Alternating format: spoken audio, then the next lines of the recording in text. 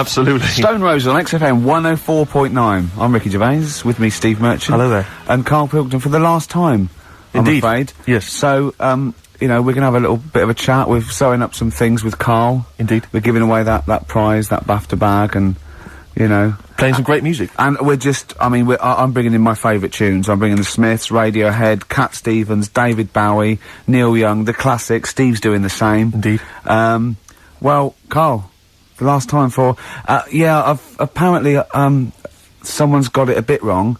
We're not actually away for 6 weeks. We're away for about, we'll be back in, August, won't we? What the hell? Yeah. No, don't swear. Yeah, that's outrageous. On the last show, you have to say that. Already brought the tone down. Yeah. Cheapened it. And I think it's blasphemous as well. Yeah. No, it's not. No, hell isn't, is it? Isn't it? No, I don't think that's not blasphemy, is it? Taking hell's name in vain? Yeah. Yeah, but what was it you were saying the other week about the Queen Mum used to have the right mouth on her? What?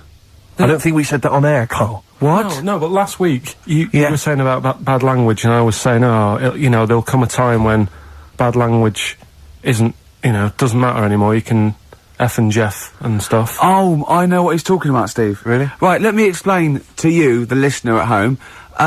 Karl was worried about swearing, and as a joke, off air, it was last week, we were saying that, in the 1940s and 50s, the Queen Mum used to say things like, and we were quoting things she'd said, like, but putting F's and C's in there, and you believed us.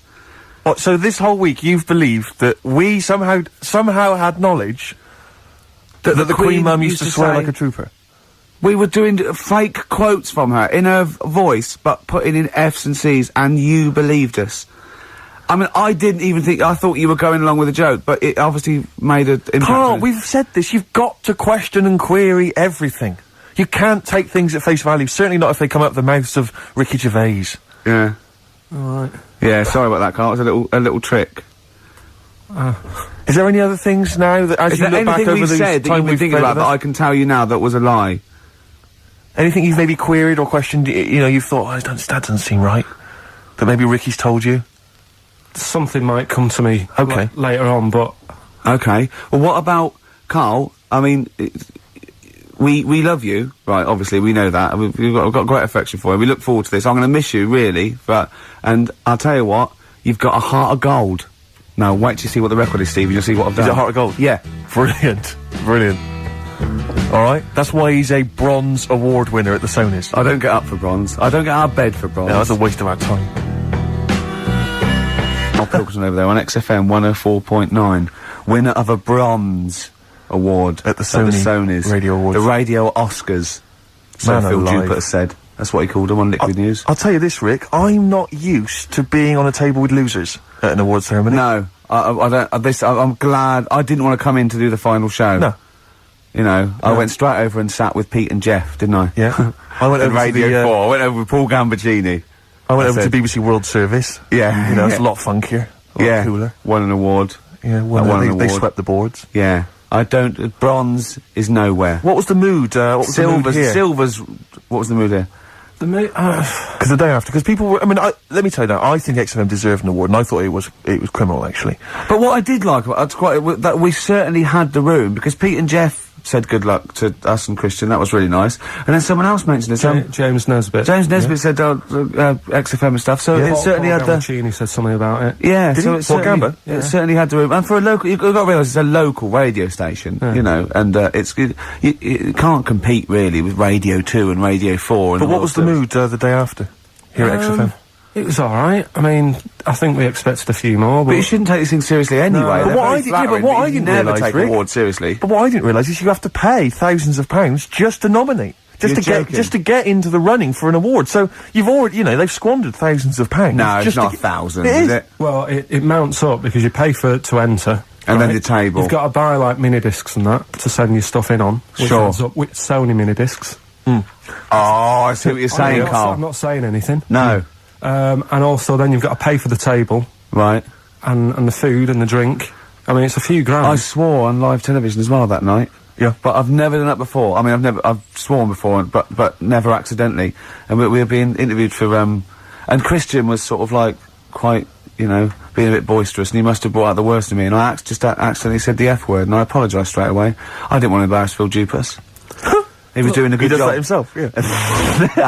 But I was thinking about it yesterday, and you're saying a bronze isn't worth having, right? Yeah. But, say, like... We're only joking. None of them are worth having, but they're very nice. They're very nice to No, win. bronze is pointless. But you say that, because, like, bronze is, like, coming last, isn't it? Yeah. Yeah. Right. Yeah. Can you tell me the name of the person who won the marathon this year? No? Yeah, but that's because we're not sporty. I'm sure there's lots that can. But then, the guy who came last, who was in the swimsuit... People remember him. And No, I don't remember his name either. No, what's his name? No, but he was 6 days late. I mean, he was really Yeah, but bad. what's his name then? You see, no one's remembering either. No, but if someone said who won the marathon, I'd go, I don't know, but there was that guy in the swimsuit. Well, I'd say I don't know. It was a woman. Yeah. She had shorts on and trainers.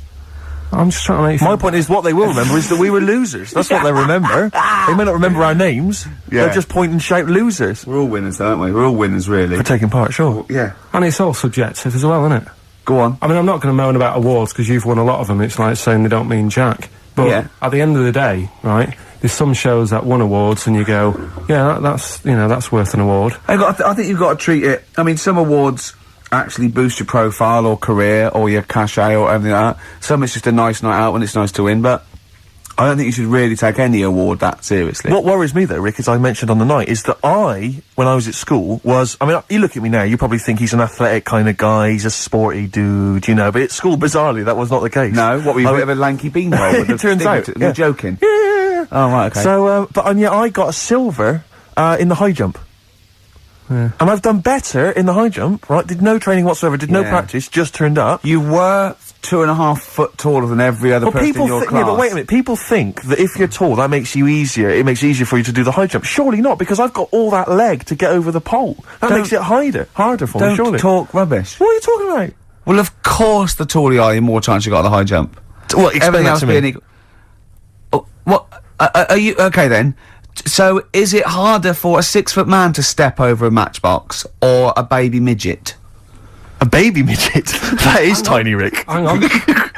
Here's something I've learned, remember? Go on. Back to, like, show 4 or whatever. Go on. What is it? For? The flea can jump over the London Eye.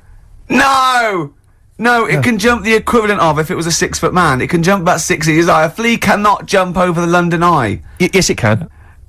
Yeah, it can. And Tell your kids that. Carl. Oh, remember- Oh, a flea can jump over the London Eye, and an ant can lift 3 Volvos.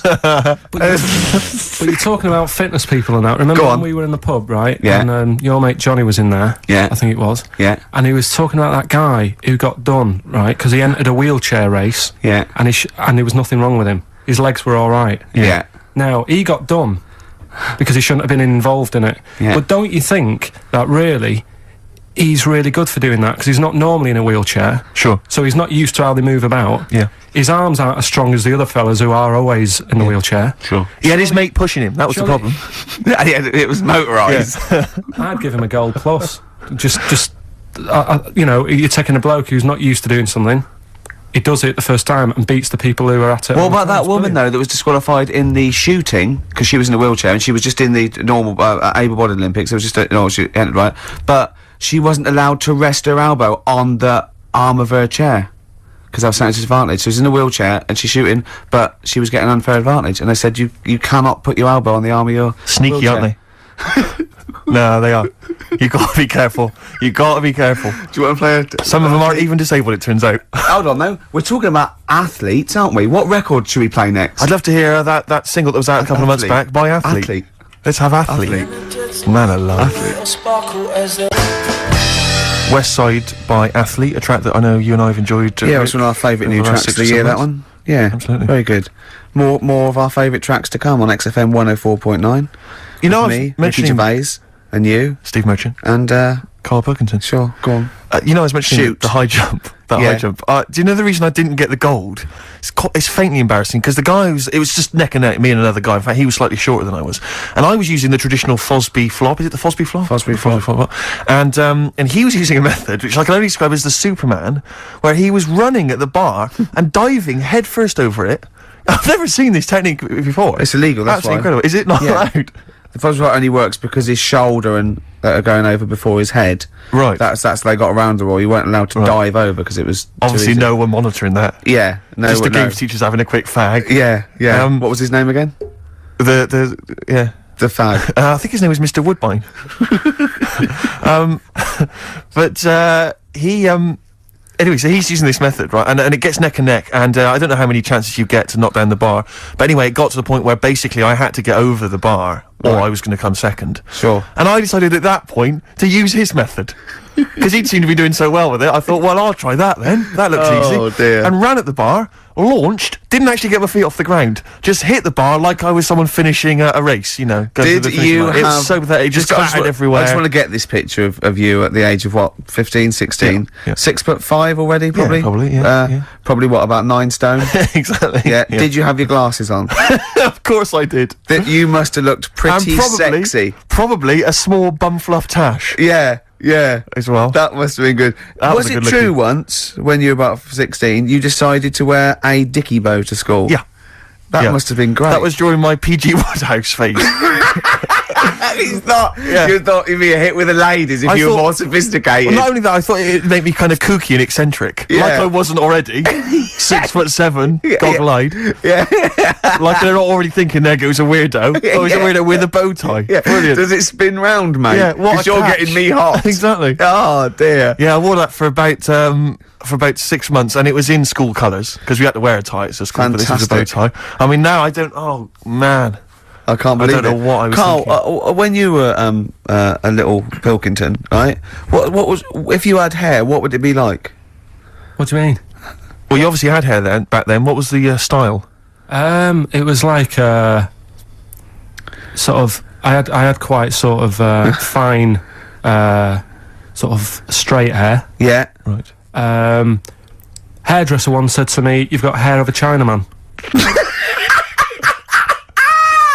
He was a wise man, wasn't he? What do you think that meant then? Oh. He just said, he just said, "You've got the same hair as a Chinese man has. Very straight, quite fine." Why is he telling you? I just imagine this pal going, "The Arsenal did well, didn't it, sir?" Should I have something on that? You have the hair of a Chinaman. I'm sorry, nothing. You're not the spy. No, I'm not. Thank you. Good night. Oh, you're not my contact. Yeah, lovely. You have the feet of a fish. I'm sorry, nothing. It's not you. Okay, next. You have the hair of a Chinaman. It was one of those barbers. It was a cheap one, just on a railway bridge. I don't believe that. Go on. On a railway bridge? That's why it was cheap. It was very low rent, so he could charge. That wasn't the barber. That was a man with some scissors. Yeah. Did you go? Oh, I have to move you there, sir. Wow. Okay, back in the chair, sir. I imagine them on one of those things you always see in old films where you've got to press it up and down. Yeah, like a seesaw. Yeah, that's not as good as that. It was just a normal chair, little wooden hut, and he did have to stop when a train came past because it used to. Well, because he had to change the signal. Just making a few extra bucks. Yeah, exactly. Yeah. Oh, I love that. That's Manchester for you. Oh, God. It wasn't Bernard Cribbins, was it? I always remember him saying, "Do you want your hair washing?" And I said, "Is it free? You know, does it come with it?" And he said, "Yeah." So I said, "Oh, go on then." He said, "Hang on now, I'll just have to wash these mugs up." He had like a sink full of mugs. Oh, so I'll just take these out and then I can wash your head. Oh, no. And that's why. Why did you go to this man? It was cheap. It was How much was it? About £2. And when was this? God, at 88, 89. All right. Yeah. So what happened to your Chinese hair? When did it start coming out? You have the hair of a bald Chinaman now, don't you? You've got the hair of a Chinaman in a box now. I used to just work a lot of hours, and I think that's what made it fall out. Yeah, of course. No, it's not. It's genetic. You can't stop it. It's not genetic. Of course it is. Is your dad bald? No, he's got more hair than me now, I think. Is your mum? Kojak's got more hair than you, Karl. Anyway. Don't have a go at Karl's hair. That's a bit harsh. Oh, look at his little face. What did it say before in that book about going bald? It said, it had a little tip, didn't it? We'll go over them later. It says, if you're going thin, doesn't it say, cut your hair short and something like that? So it makes you look thicker. Yeah. Oh yeah, we got people are offering Karl lots of. We're coming up to that. In a we'll go through that. minutes. So obviously we to win that BAFTA bag. Shall I remind people what the competition was? Yeah. Last week we were giving away this bag that we got signed by various celebrities at the BAFTAs, and we asked you to email or write in with your suggestions as to what you have that you could swap for the bag, and it has to be something that will enhance Karl's life. We've had quite a lot of suggestions. I'll go through those a bit later, but they're some of them are quite eccentric. Meanwhile, I'm going to play one of my favourite songs off one of my favourite albums. I look forward to hearing it. It's Radiohead, it's the Bends, and this is Black Star. Go for it.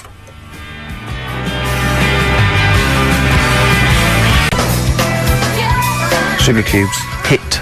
Yeah, on XFM 104.9. Our last show till August. Absolutely. Sorry about that, we'll miss it. We can't avoid it really, we've got to go away and do some filming.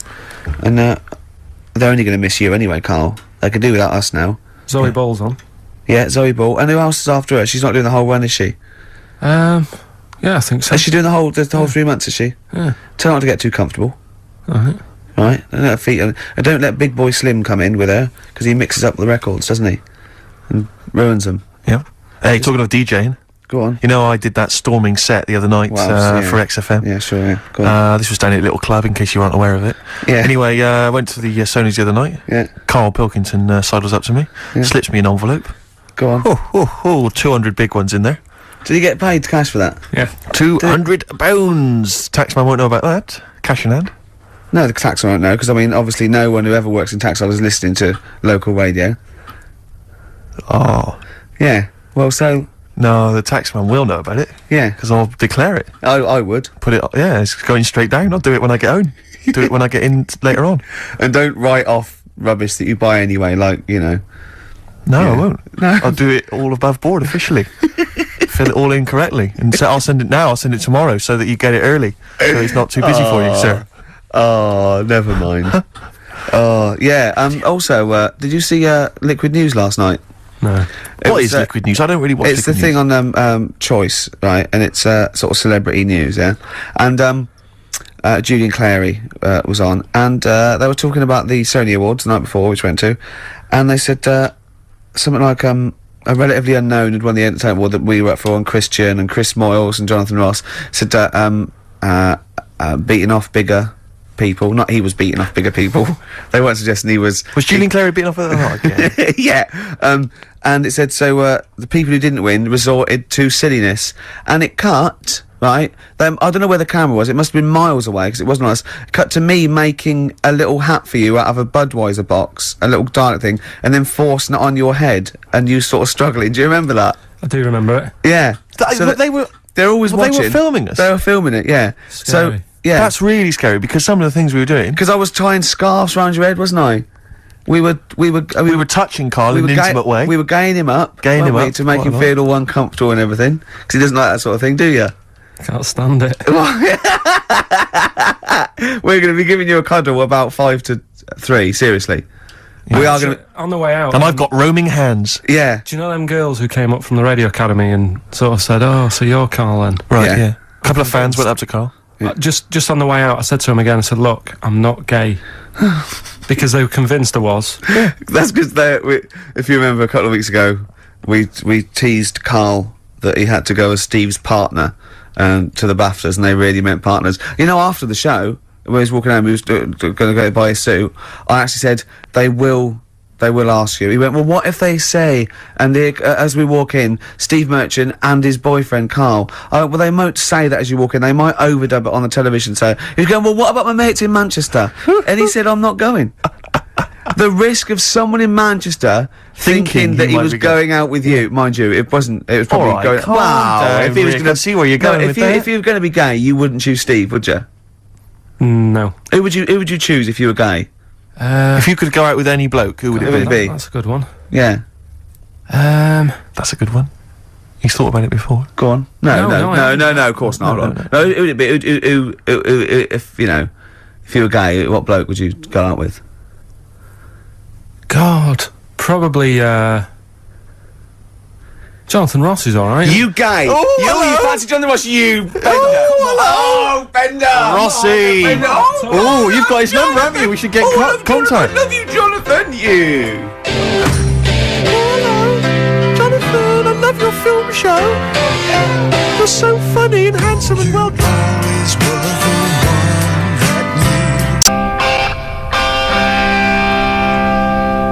Rock and roll with me, David Bowie, off Diamond Dogs. Another one of my favourite tracks. Cracking. Great track, isn't it? Well, it's time for Karl's Room 101. Karl was too shy to obviously ever do this for real, but we thought that end the run of this with things that Karl hates. Yeah, we know the thing he likes. We know that. So Karl, okay. We should just point out that we've been inspired by the TV show Room 101. We didn't come up with this ourselves. Yeah, we did. This is room 102. Yeah, we'll be Paul Merton, and you be Karl Pilkington. Right. You could chance to banish to room 101 all those things that you dislike. They're never to be seen again. Will you please welcome Karl Pilkington? All right. Who? How are you doing? All right, Karl. So, what's your first? What does this represent? And imagine me putting something on the table next to you. Go on. Right. Well, first of all, right, it's dead hard to come up with like 5 things that drive you up the wall. Okay. Right. It's not easy because there's so many things. Yeah. But it's just like, you know, picking 5. It's like someone saying pick your 5 favourite records or 5 favourite films. Yeah. Sure. It's hard. So, you know, in Desert Island Discs, where you always get the complete works of Shakespeare in the Bible. Yeah. I think you should include Ricky Gervais. I think you should always be there already in Room 101. They don't have to nominate you. You always go in. Go on then. So don't bother putting him in. Don't bother putting Ricky in, Karl. He's already there. I'm already there, waiting. Yeah. Go on then. right. Yeah. First of all, right, I thought of like things that we've done in the past. Sure. And like quotes and that you were talking about. Yeah. That quote that people say that you know, money doesn't make you happy. Yeah. Right. We're just rattling through some here. Yeah. That annoys me. What? Well, the quote, money doesn't make you happy? Yeah, because Why? it does. It clearly does.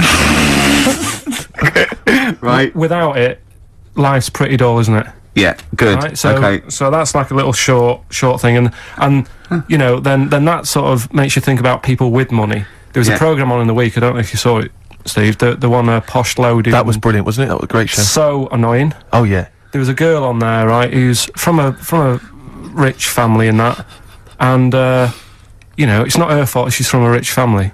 No. It's like how posh people annoy people. That doesn't annoy me because the way I sound is because of where I'm brought up and that. Yeah. And at the end of the day, if you sound posh, you sound posh. It's you know, it doesn't change you as a person or whatever. Yeah, it's quite But this girl, right? Did you see it, Steve? I did. You didn't see it, I did you, didn't Ricky? know. Right? This girl goes shopping. She buys like 4 t-shirts and a crappy little handbag. Yeah. Spends about 1,300 quid, and she's just wasting it. Going, you know, the woman's saying, "Oh, you'll love these. You know, they're really in fashion." She said, "Oh, whatever. I'll probably only wear them once anyway." And it's just that sort of thing annoys me. Yeah. You know, people with money, you know, who have grafted for it, are good, but like, you know, people who just get money given to them from the rich parents trying to make the wall. There was another point, right, where she's in a shoe shop, right, and she's like got these big boots and stuff, but part of the problem is, right, she's quite odd looking and that, right, but she's got a lot of money, so she makes herself look half decent. Yeah. Problem is, she's got fat ankles. She's got what? Fat ankles. Right. And they drive her up the wall because no matter, I mean, it's one of them things, isn't it? It's almost like God has gone, yeah, you can have all the toffees and stuff you want. You can have, like, your nice t-shirts, but at the end of the day, love, you're stuck with these ankles, and you can see these... I love the idea of God saying, right, you can have all the toffees you want. Yeah. And you have nice handbags and that, but you're stuck with these ankles. Oh, God. And I really wanted to get a job in that shoe shop where she was going in, blowing her dad's money, and she was calling up her dad saying, "Oh, Daddy, is it all right if, you know, I'm just out shopping, I've just bought some shoes that have cost like $1,000, and I really wanted a job in that shoe shop. Just so I could sit there, and when she comes in, you go, "Oh, hello, love," whatever her name is. "Lovely to see you here again. Got some lovely new shoes in. Look at these nice new boots. Everyone's wearing them. Victoria Beckham. And, you know, all the it girls are wearing them. Yeah, try them on. Oh, you can't because your ankles are so fat. You can't get into these. Never mind, here's some boots." She really annoyed me. And I'm not a nasty person. You're not. She brought it out of me. Carl, I'm worried though. This idea of you getting a job in a shoe shop, I'm not know. sure you're qualified. I like all that's way round it. That Yeah. some people go, "Oh, I'd like her to lose all her money or something." He'd like to actually bother go through getting the job in the shop, Yeah. and then just wait in there. You'd be too busy mucking around outside like, on some kind of trolley stuck in a little lake. Yeah, I'm like, But interestingly, in that show, I was watching that show, and at one point, you mentioned that her fat heels or her fat ankles. Yeah. She said, I'd like to have various changes to my body. Plastic surgery. I'd like to do this to my face and da-da-da-da. And her mum's there, and her mum's going, no, don't be so. No, you're my daughter. You're beautiful. Da-da-da-da. No, you shouldn't. I'm not going to let you have those. Da-da-da. She went, I'd love to have an operation on my fat ankles. Her mum went, yeah, I do agree with that. What kind of a mother does that? Oh, how bad can fat ankles be? I know. What were these ankles like? Well, tell us, Rick. You must know. No, do you know what I mean? They were like, if you said to a little kid, say a 4-year-old kid, draw a person, they'd draw her legs. Do you know where there's no sort of thin bit, and then it comes out a bit for your knees? Oh, yeah, and then they're just ankles. It was just like 2 logs. People go and say, I like your new flares. What do you mean flares? They're leggings. Cheeky. Awful. So, you know. It's okay. So you're putting in posh girls with fat ankles. Yeah. Okay. What's your next one on Room 101? Right. Another quick one, really. Go on. People in supermarkets. Right. What, the people who serve? Yeah. It's mainly these shops you get round in London that are like open 24 hours, right? Yeah. You'll go in and you'll buy you don't do your main shop there. It's mainly just little bits in it. Your carton of milk and Sure. maybe a loaf, a couple of balm cakes and that. Yeah. And you go in there. Who still buys balm cakes? Right. Do they have them in London? Yeah. Do you ever ask? Would you be annoyed if they said balm cakes? We don't have those down here. They're rubbish. That's happened before when I asked for gravy and they didn't know what gravy was. When did you ask for gravy? In a chippy. What do you mean? What do you say? Have you got any gravy? Just because you up north you have chips and pie and gravy on it, and they didn't have a clue what I was talking about. Right. Okay. So that annoys me actually. Stick that on the list. Right? But You've got fishmen up north. but listen, right? You'll go. We saw a sign in the north, right? It was a little shop, and the sign said, "We sell bread." And it was handwritten. It was like there was probably like a rush with loads of people in turbans going. What's this bread you talk of? Yeah, little headscarves, little women running down with their little. Oh, But anyway, these shops, right? So you go in there, getting your stuff, and you'll go up to the till, and they don't say hello to you. They don't sort of smile. They just bleep the stuff through. They don't tell you how much it is. They just sort of expect you to look at the till to see how much it is, so you can get your hand in your pocket, give them the money, they'll give you the change, and they won't say goodbye. Yeah. So it's like they just can't be asked to have any sort of hello, how are you doing? Yeah. I don't want a big chat. I don't want to know what they're getting up to and what the dad does for a living and all that. I just want like, how are you doing? You're well, right? Oh yeah, this bread's popular or whatever.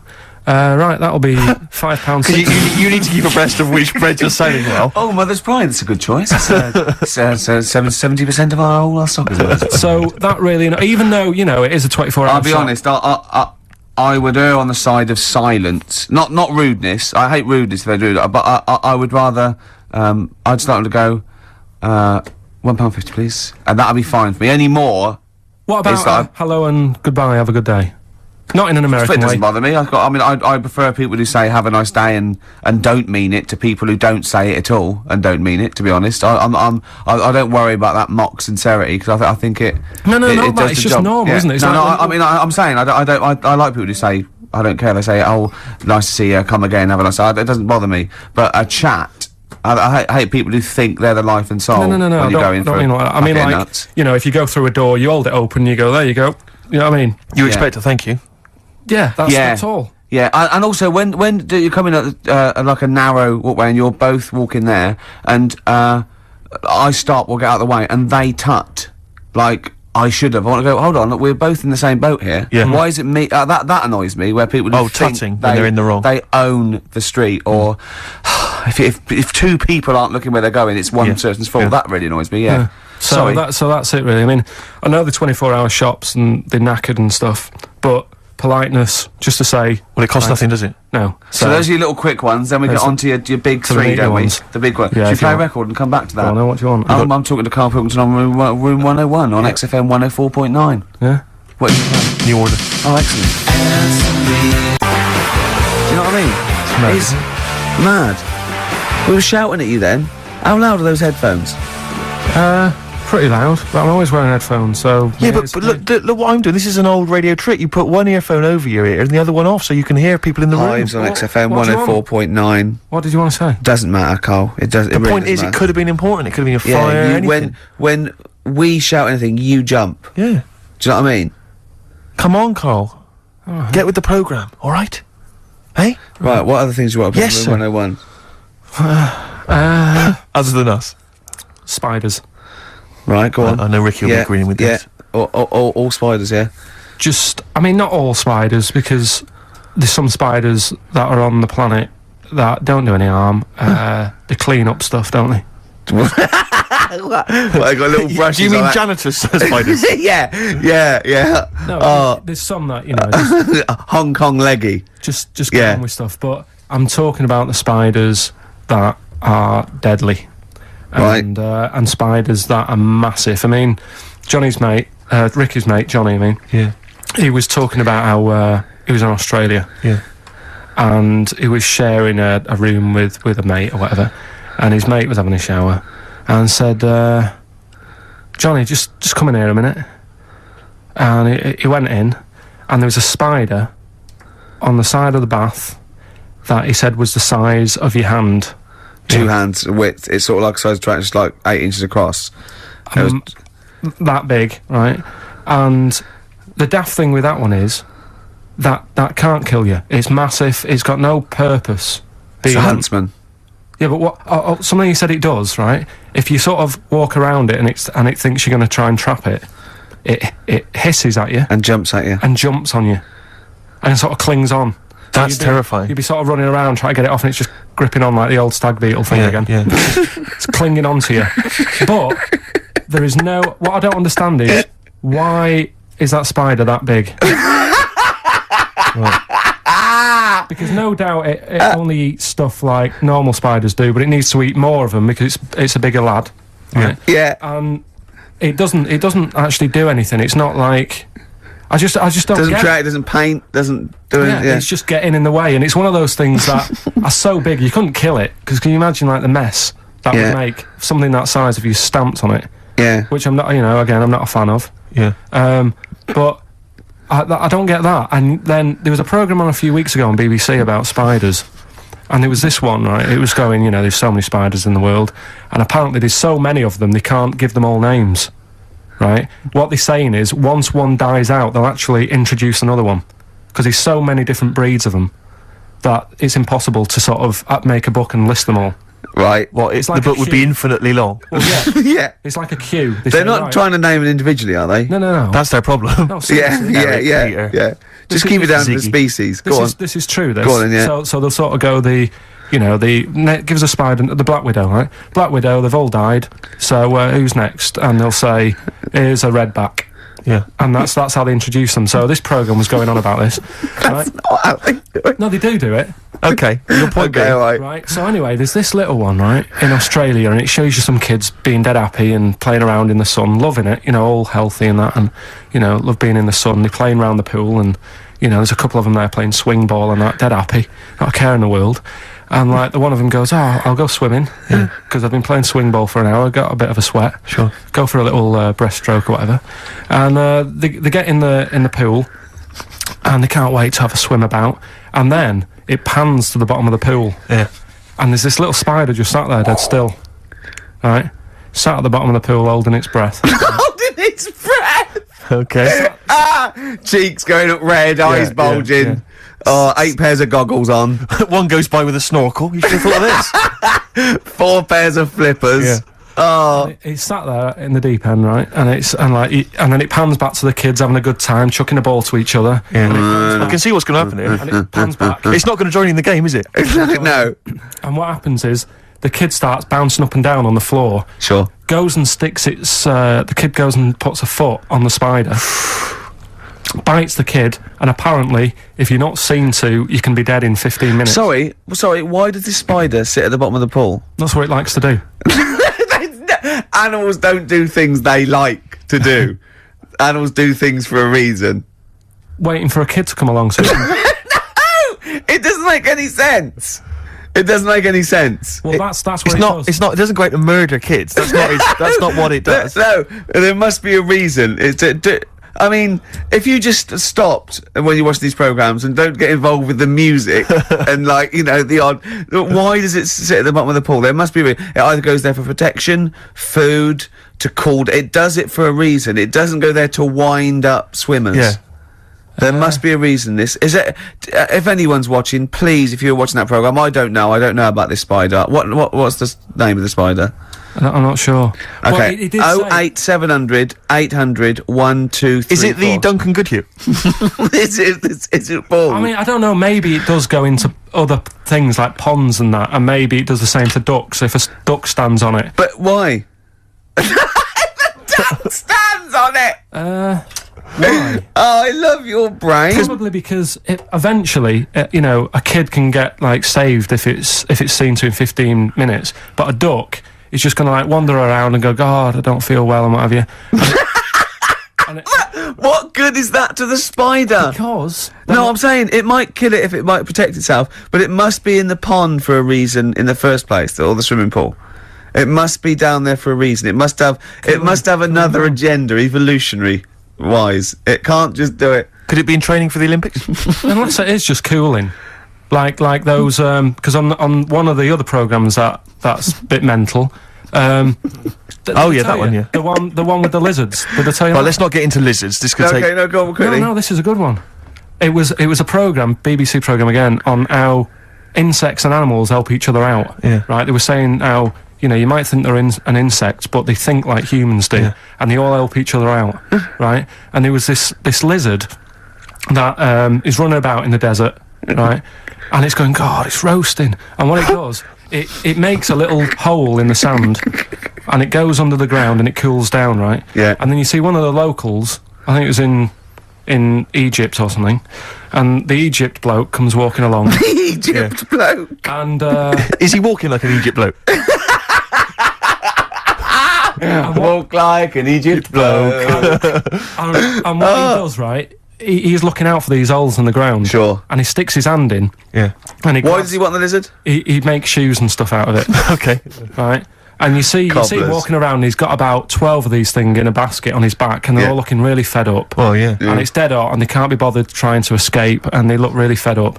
And this bloke's laughing, you know, he's collecting loads. I love how he watches this, like, because they sort of editorialise it and make it into, like, some Exactly. sort of, like, evil play. Yeah. No. But then it was saying how this deadly scorpion that man is scared of is mates with the lizard. And the reason is that the scorpion goes into the hole, right? It can't dig its own hole because its arms are that big and it's awkward for it to dig a proper hole. Sure. So what it does, it goes into the little den that the lizard's made, right? And whilst the lizard's having a kip, the scorpion says, "Tell you what, I'll do you a deal. You have a kip, I'll walk up and down this hole here and sort of scare away any people." So the lizard's like, "Yeah, all right then, fair enough." Because the scorpion wants a little hole to keep out the sun. The lizard wants a kip. They've done themselves a little deal. The Egyptian bloke comes walking along, sticks his hand in the hole. Yeah. He thinks he's just going to get a lizard. Scorpion stings him. He runs off, drops the basket. All the lizards go running off. I love the fact that is what always happens. They filmed that just by chance, and that's what always happens. I like the fact that the Egyptian bloke has done this every day. He does it. He goes, "Well, okay, I've got all these lizards.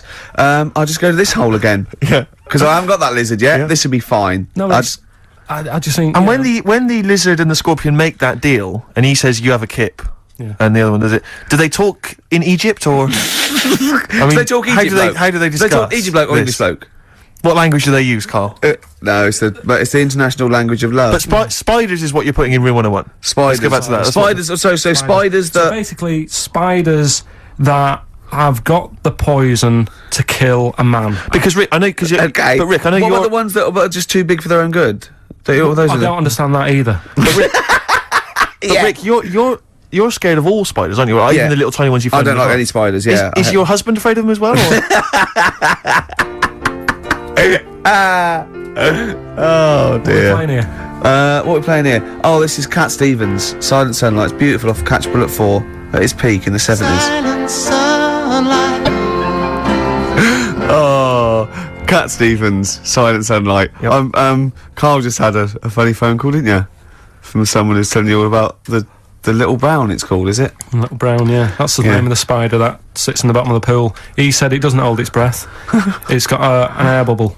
I didn't think it did hold its breath, to be honest. And then, as you know, Steve was opening a letter we got, and it's a football song, and it's They Don't Like It Up by the Leatherhead Gimpers. But it's the fact we keep getting sent homemade singles. Wow, that's good, isn't it? Oh, there's another one here. They're both football anthems, though. We don't. Well, do we show any interest in football? Are we? Well, yeah, the World Cup we do, don't we? You're right, Rick. Yeah. I've got a bet on as well. Have you?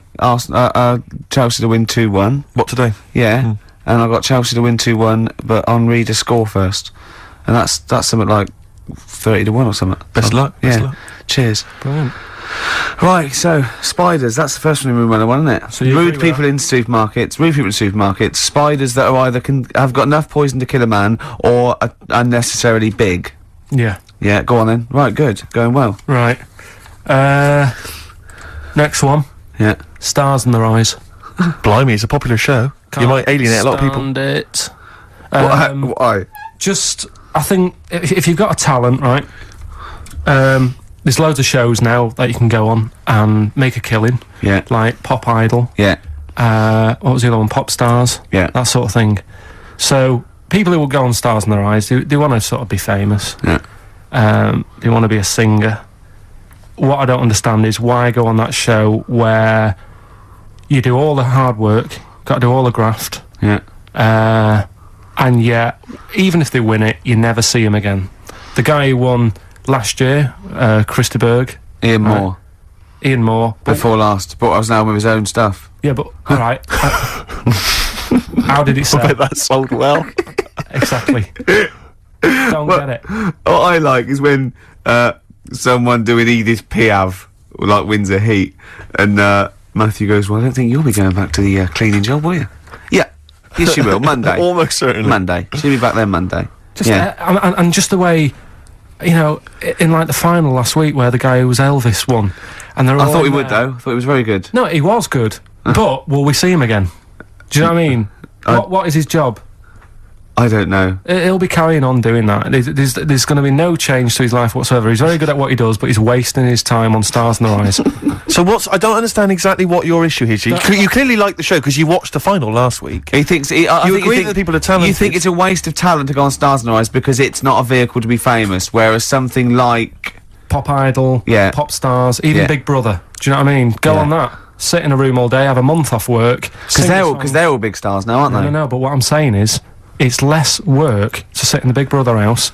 Now and again, just sing a song, and people go, "Oh, isn't he a good singer?" You come out after having a month's rest or whatever it is you're having there. Yeah. You come out, and there's loads of record companies like waiting for you to come out and give you a deal. And what happens then when you get a deal? When you cut a record, what happens to that record then? Then it's either sells or it doesn't. And actually, what happened to it? It didn't sell. No, none of them did. But what I'm saying is, that is a lot easier to do than all the graft that you have to do on Stars in Their Eyes and the pressure. What would you rather do? Buy Craig's Christmas record Yeah. or Ian Moore's classics? Probably Craig, just because the guy on Stars in Their Eyes really thought he was better than Christa Berg. When he was singing, and I think I'm better than Christopher. he was singing, and Christa Berg came walking on. Did he cry? And he didn't stop and go, "Oh, I can't believe it, my big fan." He was sort of carrying on, like, "Don't interrupt me, I'll have a word with you in a bit." You think he should show the man he's actually making a little bit of living off? Yeah. Emulating. A bit of respect. A bit more respect. And the most annoying thing... I imagine them arguing, resting each other's floor, saying, "I'm Christa Berg. No, I'm Christa Berg." Like two ventriloquist dummies, just having a fight in the dressing room afterwards. But the most annoying thing of all with Stars in Their Eyes, people who go on and do people like, say, like, I think last year someone went on and did Lamal. Right? Now, if you want to, because the whole idea is with Stars in Their Eyes, you get work off the back of that show by like companies, don't you? Saying, "Who will we book?" Yeah. You could get the real Lamal for about 30 quid. So why have an imitator? Well, it seems to me, though, Carl, the problem is that show's been running so long that all the big names have already been done, so it's going to end up having to be, isn't it, Lamal or some old kind of 50s singer you've never heard of? Isn't that the problem? I remember when... I mean, it's just Eddie Reader was on there. You've had Eddie Reader. But it's just a karaoke contest. It's just... I think you're assuming that everyone on there wants to get, a recording contract. They do, Steve. Okay. In that bit at the back where they say, and the votes are coming in, let's have a look at the tension now that's going on. And they sat there and they really think they are Elvis. And they are Luther Vandross. Sat there and like if they were all sat there having a laugh, woke up this morning, looked at your picture just to get me started. Filth. If they were all sat there sort of thinking, oh god, this is a bit of a laugh, innit? But they're not. You can see that they all really want it. And it's like... But so what I'm saying is, who are you putting in Room 101? Are you putting in the people who are just there to have a bit of fun? Everyone involved in that show. Including Kelly? Yeah. He's a talented guy. You don't care? No, he's going in as well. He's in there first, and then everyone else, everyone who enters it, the people who go and sit in the audience, everything. But what would you do Saturday night? You'd love the show, you watch it every week. It was just on when I was getting ready to go out, and there's nothing else on at that time. Sure. And it was the final on Saturday night as well. Yeah, you got to watch the final, live final. The final. Yeah. Well, who would you do if you went on the show? Moby. I'd probably do... Ooh. It's not that you look like them, though, is it? No, you sound like... because they wouldn't let me on as Tracy Chapman. I was furious. That's annoying. Because I sound just like her, but they said... No. Bowie. You do Bowie? Yeah. Can I hear your impression? No. Well, come on. No, because you just said if you could go on and what have you. I'm saying that. Well, it's got to be someone you can do. I mean, obviously I'd go on as Will Smith because I can do the rapping. Yeah. I can't do it. I'm not a good singer. I've never really been into singing. I've never done a live singing thing before. Haven't you? No. But if there was a talent show, on, what did you do? I did Walk Like an Egyptian by the Bangles, and I mimed, dressed up as a woman. How old were you? It was when I was still going to school, so it was like... Well, I hope so. 12.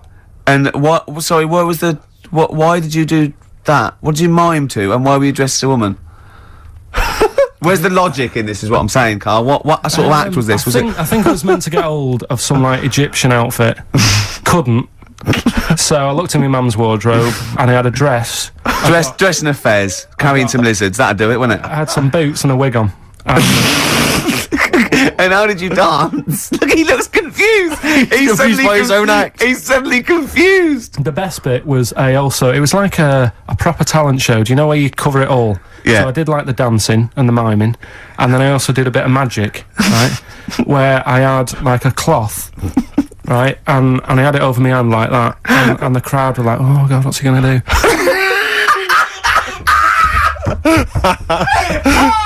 Of course they were. Go on, and what was the trick? They weren't saying that. And the crowd going, oh, what's the great... That's one chorus. Ooh, what's he gonna do? Oh, what's the great Pilkington gonna do? So what I did was, I was stood there teasing them, and teasing the audience. Yeah. Yeah. And I pulled I said, I'm gonna make a bird appear before your very eyes. Okay. And I pulled the tea towel off, and I just had hold of an egg. And I said, oh, it isn't born yet. They loved it. He's so proud of that! Look at his face! Did you come up with that yourself? Yeah. Did you have any help at all? No. So you did Walk Like an Egyptian and Dress as a Woman, then you did the egg trick. And then I was also playing like a janitor. Because when the next person was singing, I'd come on and all the electric went off. And I came on going, oh, God, has anyone got 50p for the meter? Oh, you're quite a little showman, weren't you? And then, like, you know, Did you win? Chucked us some money. Yeah. And, are you sure you weren't actually employed as the janitor? No, did you win? No, I think we came second. This really tarty girl who did Madonna like a virgin, and I thought, yeah, right. Like you are. She's a right ropey little woman. But so great. Okay, brilliant. so Spy the Stars in Our Eyes. We better play a track, hadn't we? Indeed, yeah. Bit of Tom McRae. This was a track we played a while back. I enjoyed it.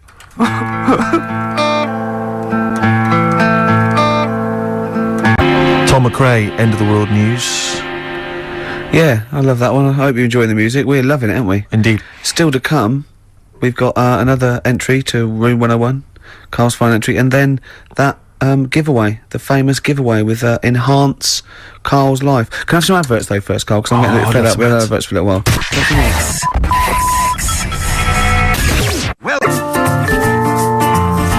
Badly Drawn Boy, Once Around the Block. Classic, a retro cut. Getting a bit sad now, Steve. 20 minutes. Indeed. I've got so much to say. I've got so much to leave people with about Karl, all the things he's done. Looking back, Karl, do you remember when I put up the waste paper bin on your head? Classic time, yeah. Yeah, do you remember that? What did I do to you today? Well, you tried to bring the same memories flooding back to me by putting the same grotty bin on my head. But the annoying thing was, last time I did it, it was quite a new bin. Yeah. Did it today, it's rank, all sorts of stuff on What it. else did I do when I saw you go around the corner down there? Go on. I went to get the paperwork and that you need to produce the show. Yeah. And came round the corner. Ricky was sort of hiding, and I was concentrating, reading stuff, and he goes... I don't imagine it was as soft and gentle as that. I imagine it was more like... Exactly. Like that. And I tell you what, I nearly exploded because he sort of hopped on one leg, right? And it was he sort of, I don't know why I'm doing this, but he sort of was walking out and on, we're looking down, and I went, and he hopped like that, and his weight was Rest assured, listeners, that if you were here, it's not any funnier than it is if you were listening at home. It's only amusing to Ricky.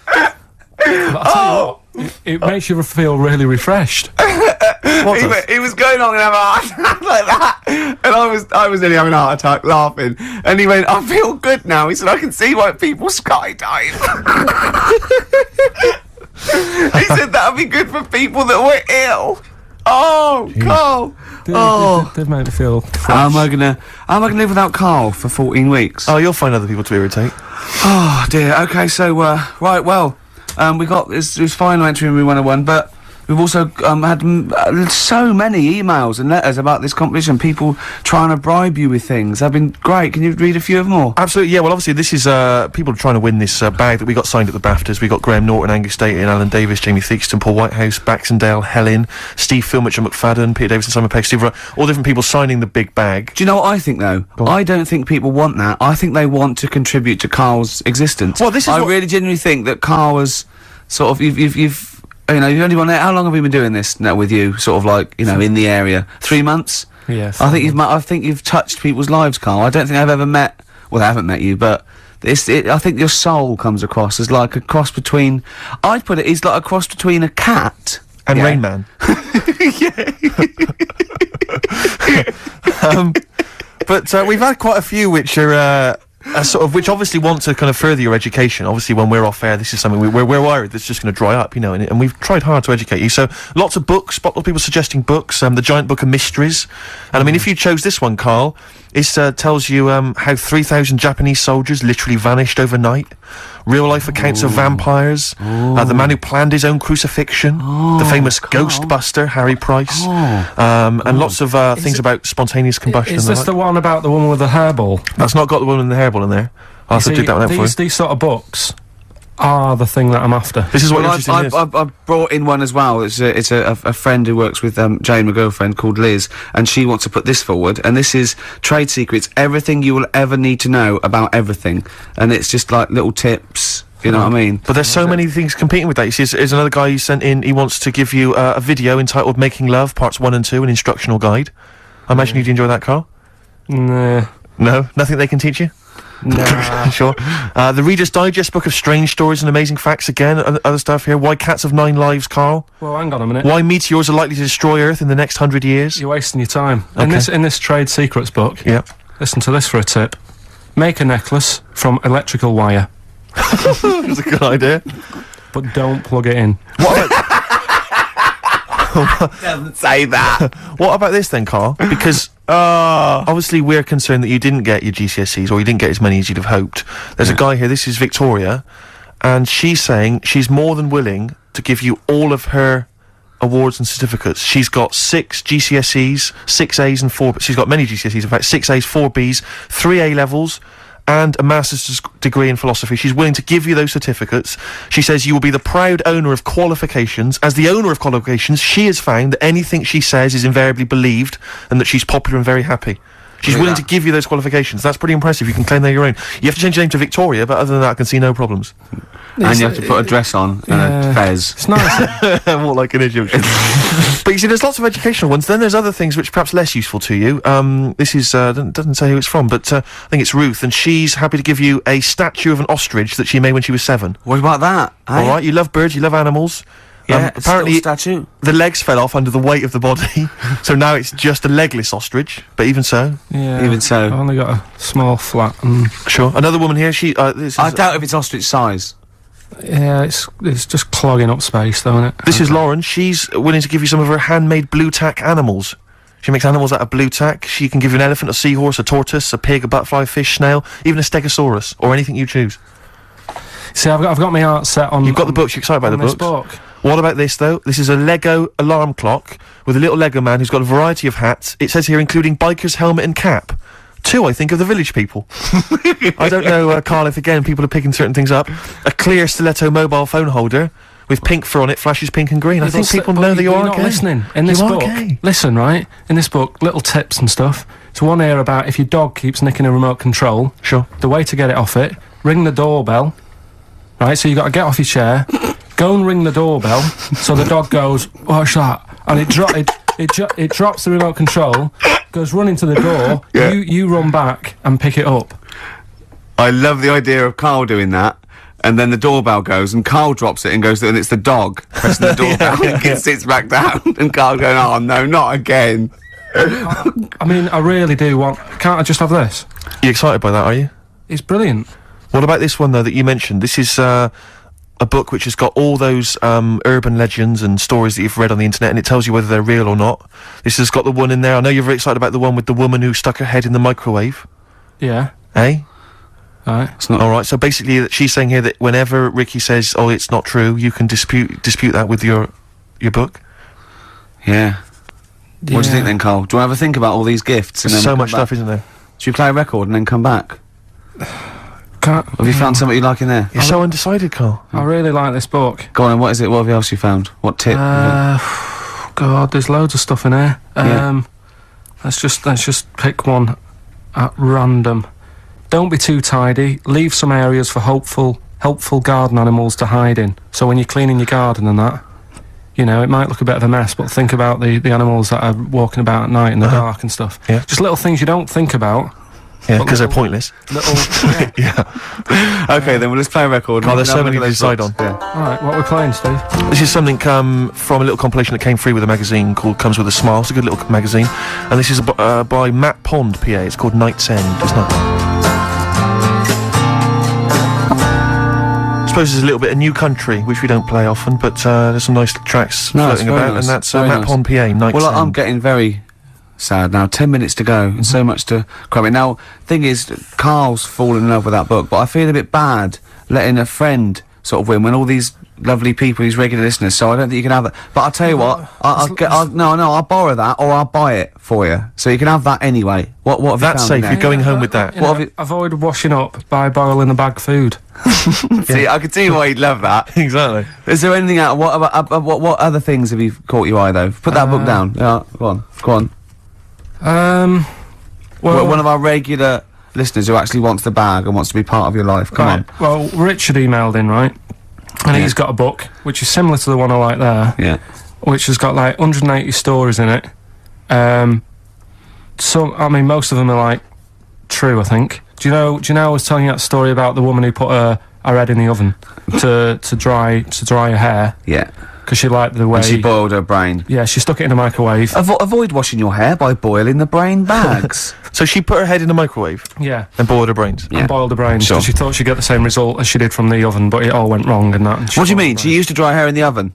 And she just, like, went modern? Apparently, it's like what punks used to do. You get a different sort of heat off an oven than you do off a hairdryer, right? Sure. So, she thought, well, I'll do it in half the time, use a microwave. Sure. She was busy, I she don't was late. understand how you can get your head in a microwave. It only works when the door closes. Yeah, but you jam the little thing, don't you? Well, don't say that. Don't say that. Don't tell. I don't think it's possible, but don't. Of course it is. Yeah, well, anyway, don't but do that. he remembers that story and said, I've got a book full of stuff like that. And he sort of sums up a little story that's in the book about this girl who, she had long hair, right? and she used to always mess around with it, and she's sucking on it. Do you know, like how girls do with the long hair? They sort of mess around with it and stuff. Yeah. And she's sucking on it all the time. And she was doing this from the age of like 10, and then I don't know, she's probably about 30 odd, and she's doing this all the time. Guessing. And she goes, "Oh God, my belly's hurting today, mum." And she goes, "Oh, what's wrong with you?" She said, "I don't know." You're 30. Yeah. So she goes to the doctors, and the doctors do an X-ray, and nothing's coming up. And it's like, "I don't know what's wrong with you. You know, you're just being a bit moany about nothing." She's like, "No, honestly." He's a very intolerant doctor. Yeah. She said, "This is Piss off." This is really hurting. I don't know what's up with it." So anyway, they found out some sort of system of looking at what was going on. Yeah. And apparently, X-rays? No, it wasn't X-ray, because X-ray didn't show it up. Okay. It was something else. So anyway, it's only gone and turned into, like, she's been sucking her hair for so many years Sure. that little bits had come off. Sure. She's got a giant air ball in her belly. Wow. Right? Yeah. Which was like huge, the size of a rat or something like that, right? The size of a... It's so interesting what he chose. The size of a rat. No. Well, the funny thing is, when they eventually got it out, Yeah. the mum was like, you know, "Oh God, it was terrible," and she actually said it looked like a dead rat, Oh. Right. and it was in her belly, and that's like what was causing all the pain. Sure. And apparently, your belly acids don't kill hairs because they're so fine it can't handle it. Yes. Right. So you go for that book, are you? That's the one I want. Who's the winner then? Who's the winner of the lovely BAFTA What's his bag? name there? Richard Scholar, is it or something? Yeah, Richard, Scular or Scowler Yeah. or something. So he's the winner. So check it out. You're going to get that book coming to you. I'll borrow this book for you. I need an email within like 5 working days to sort of. So what's your email? It's karl.pilkington@xfm.co.uk. Okay, lovely. I want an email from this guy, and I won't be sending the bag out until I receive the goods. Okay, right, good. enough. Well, we've only got a few minutes. I want to play Suede and I want to end with the Smiths track. So let's play this. What is it? Suede, Stay Together. Lovely track. My favourite Suede track of all time. There. Well, we're oh, that's nearly it, Carl. Right, what's your last Room 101? Oh God, it was holidays. Holidays. You want to put holidays in room 101? People who are sort of annoying on holiday. Oh yeah. Do you know when you go away? Oh yeah. We've sort of touched on this before. Is this going to be the Scouse guy? Yeah. Go on. Oh, it's so long though. I mean, it was a holiday when we went to Tunisia. And the Scouser pissed you off? Surprise, surprise. Yeah. Yeah. But the annoying thing was, you know, when you go on it was a cheap holiday, and like the lesson here is, you know, if you want a good holiday, you gotta like spend some money. Yeah. And we didn't on this one. We spent about, I don't know, 400 quid for 2 of us for like a month or something ridiculous. And we got there, and you know, you get to the hotel and you go, "We have made a mistake." You know, it's a ropey hotel.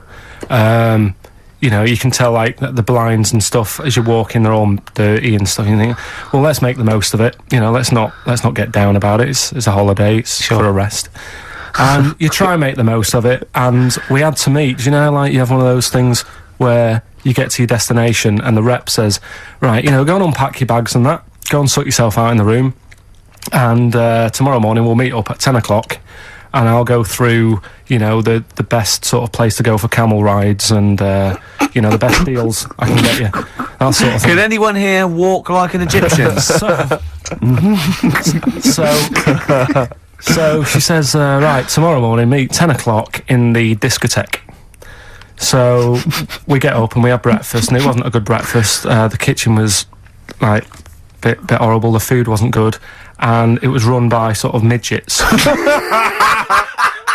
What do you mean it was run? Not there's anything wrong with that. There was little fellas running around, and the annoying thing was one of them sort of started to fancy my girlfriend. How did he manifest his affection No, for you're not saying there's anything wrong with midgets, though, are you? Just No, saying it no, was that's strange all. that there was Yeah, a but lot- even midgets shouldn't be cutting in on Karl Pilkington's No, territory. I know, no. But it's also that thing of, you know, they've got little fingers, and it sort of God, ruined... I'm so sorry. No, I'm not. It is a bit of a phobia of mine. Okay. Do you know what I mean? They are nice people and that. Sure. Oh, God. But the annoying thing is... So what was he doing then? How did he... I don't understand how he was chatting up your girlfriend. Was he crawling under the table so you couldn't see? just kept... Whispering to her from underneath there. Stop it. Just sort of, you know... Wait, I don't want to get a complaint on our last show. There's not many midgets What's going to happen? Can we just finish this and start up again in a couple of months?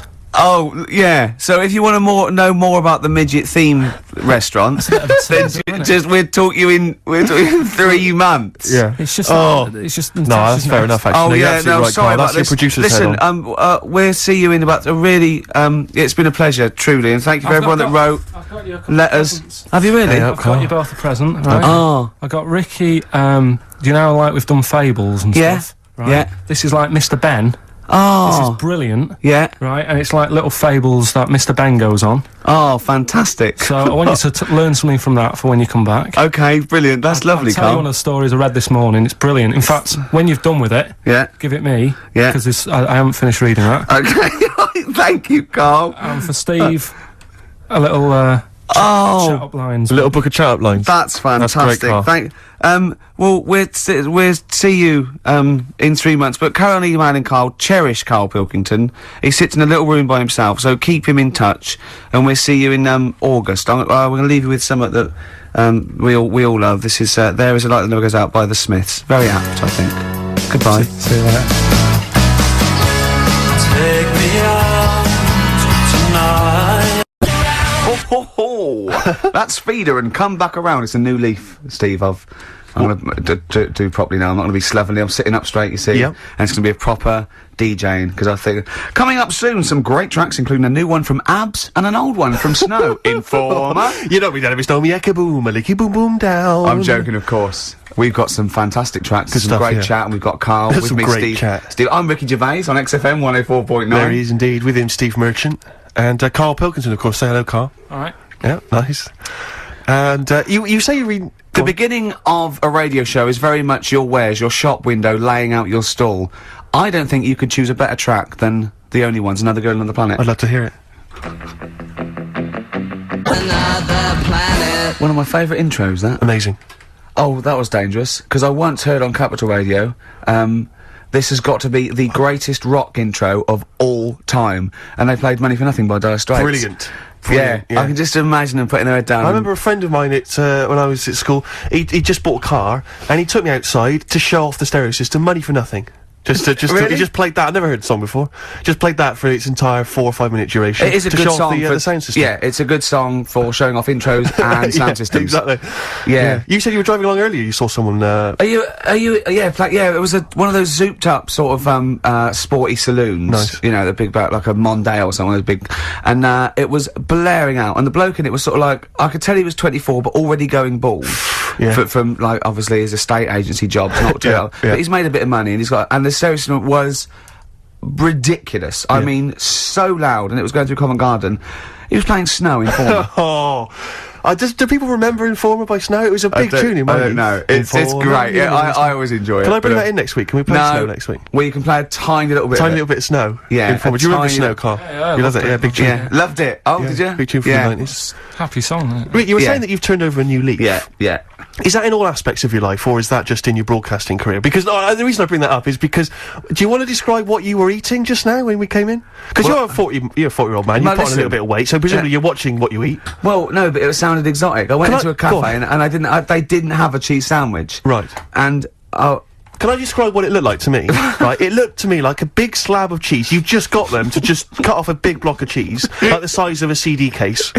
Or one of those double albums, right, of cheese, right? And just lightly melt that for me, so it drips over my hand and it gets really greasy in the bag. But just lay some strips of bacon on the top. yeah, but listen, you've embarrassed Is that what yourself. it was? No, it's a croque monsieur, so it's French. what? A croque monsieur. A croque monsieur. Yeah, and so I thought, I've ooh, never heard of a croque You're having a monsieur. see, you've embarrassed Is yourself. that how it's pronounced, or is Yeah. it croque monsieur?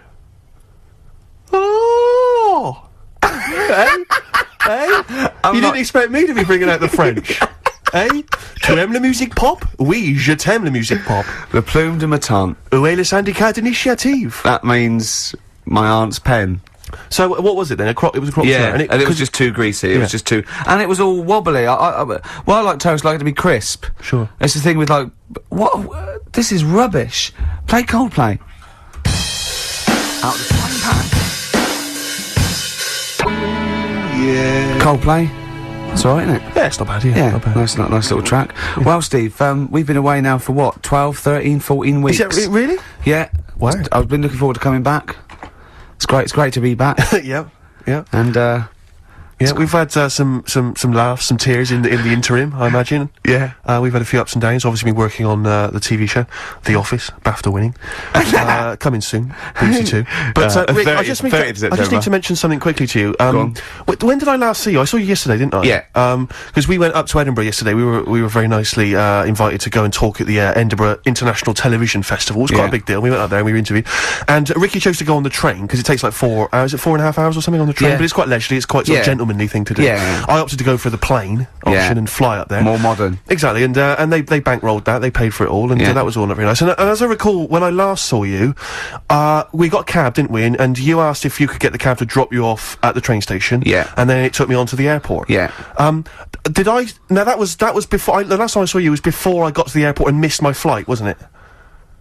Because I had to drop you off in the centre of town. Yeah, no, that was just before I had to pay £165 to upgrade to another ticket. How did you not tell me that in the last hour? £165, Ricky, I had to pay because we dropped you off at the train station. So, I mean, do you want to go halves on that, or what do you want to? How do you want to deal with that? How do you want to sort that whole mess out? Why were you late? Why was I late? Because we dropped you off in the centre of Edinburgh, and you know how hard it is to get out of Edinburgh in rush hour traffic. But it was only 3 minutes away, so you'd have missed it anyway. No, because if we'd gone the other direction, it would have been 20 minutes. It took me like an hour to get to the airport. And I got there, and the plane had already left, and the cabbie was just laughing. He was saying, we're never going to make it. He goes, you were a religious man, you better start praying. I thought he was being facetious. He was absolutely right.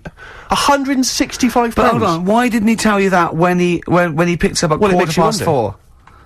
It makes you wonder. So obviously, I'm a little bit annoyed. Because, you know, I'm not a man who likes to sort of spend unnecessarily. But wait, this is not my fault, because you were there when we made that decision. I didn't impose this on you. We both decided that might be... It's both our fault. I mean, it's no one's fault. It's both our fault. That's fair. That's all I wanted to hear. It's both our fault. Therefore, it's both our financial obligation. No. £165? Just split that in half.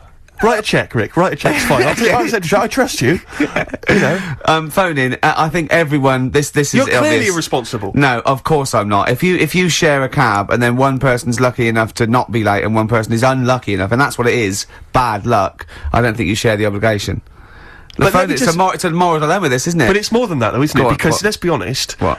Even if you had known that I was going to get there late, you'd have wanted me to hang around just so you weren't left around waiting for a train on the road. No, because I got there... Because you get bored sitting, don't you? So you'd have wanted me to at least got in that cab. I got there way too early. I actually got there I was there about 30 minutes early. early. You made it fine then, that was... Well, exactly, so I mean, I sacrificed me hanging around for half an hour so you could get it at 4:15. And the other thing is this, you were going to get it at 4:15 anyway. Yeah, but I would, if I'd gone the other direction and not dropped you off in the centre, I would have been there in time. Wow, would we? Well, is that true? Wow. Only God knows. Well, and the cabbie. What I mentioned it to. So... I'll tell you what will cheer you up. I'll tell you what's better than 80 quid. I'll tell you what's better than that, shall I? Go on. Music. What, are you paying the whole 165? Listen, look, I've brought in a little track here, Bruce Springsteen off the Ton of Love album, and I know you're a Springsteen fan. I'm a Springsteen fan. We should just qualify this, because a lot of people who listen to XFM are obviously a bit edgy about Springsteen. They just think he's this old, kind of ludicrous 80s rocker, the bandana, you know, the flying the flag, which he never really was. No, that was Bon Jovi. Exactly, don't confuse Bon Jovi. But seriously, no, do you know what I mean? He did write some great music in the 70s, and he just got a little bit kind of pompous in the 80s, but he still turned out some amazing tunes, one of which I imagine is this one, Rick. This one's called Brilliant Disguise.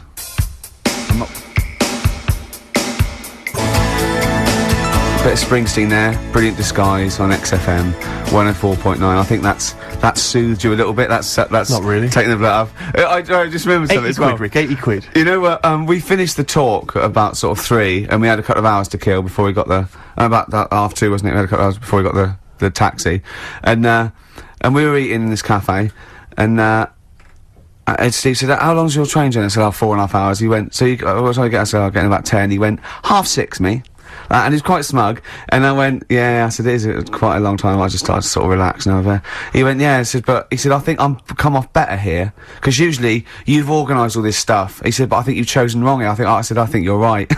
Didn't you? Don't think those words were coming back to haunt me as I was handing over 165 notes.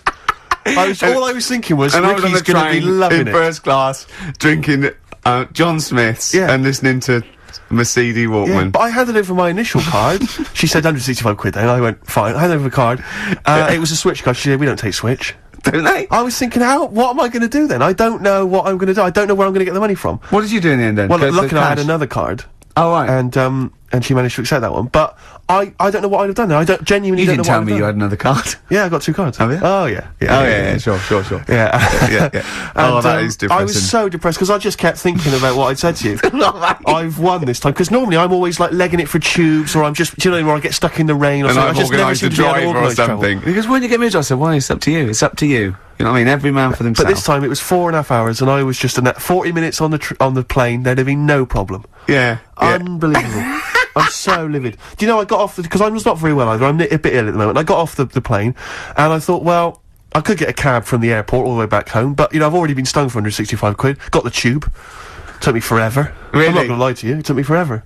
Also, I got in probably later than you did. Around the 11 o'clock mark. You didn't really? No, it wasn't quite as bad as that. But I was so I'm really depressed, Rick. So I was I saying know. 50 quid has well, took me money, right out. I mean, Steve does not like to waste money. And, I mean, by that, I mean... I don't like to spend money. No. He had to go out and get a shirt for a photo shoot, not quite an important photo shoot for, I think, the Times, right? Went out, he was buying a shirt, went out, planned it, right short. Came back, $14.99 from Henny's. Henny's, $14.99. He knew where he was aiming, he aimed straight for Henny's, he knew where he can get a bargain. This is a man... But it seems to me that at that kind of price, you can throw them away out. You don't even need to wash them, really. You can throw them away using, like, Kleenex. Have you ever thrown one away? No. No. Just Just scrape off the stains and keep on wearing it, Rick. Remember that time when we went to the casino for my birthday, and I was like 100 quid down, and some people were 100 quid up and 100 quid down. He, after the 3 hours we were there, was down £20, genuinely depressed. I was almost crying. Yeah. Because I don't. Well, it's because it's a mugs game gambling. It really is. Was that where because I went there? It was there was one time we went there. It was our agent's birthday. Oh, that was another time we went there, right? And he was up. And he got a win, he was 30 quid up. And so I said, it's your round then. And the round was more than 30 quid. And he couldn't believe it. And he sat down and he went, I can't believe it. He said, and I bought him a present, so I was already down. Yeah. I was. It turned out I was already down because I bought our agent a gift.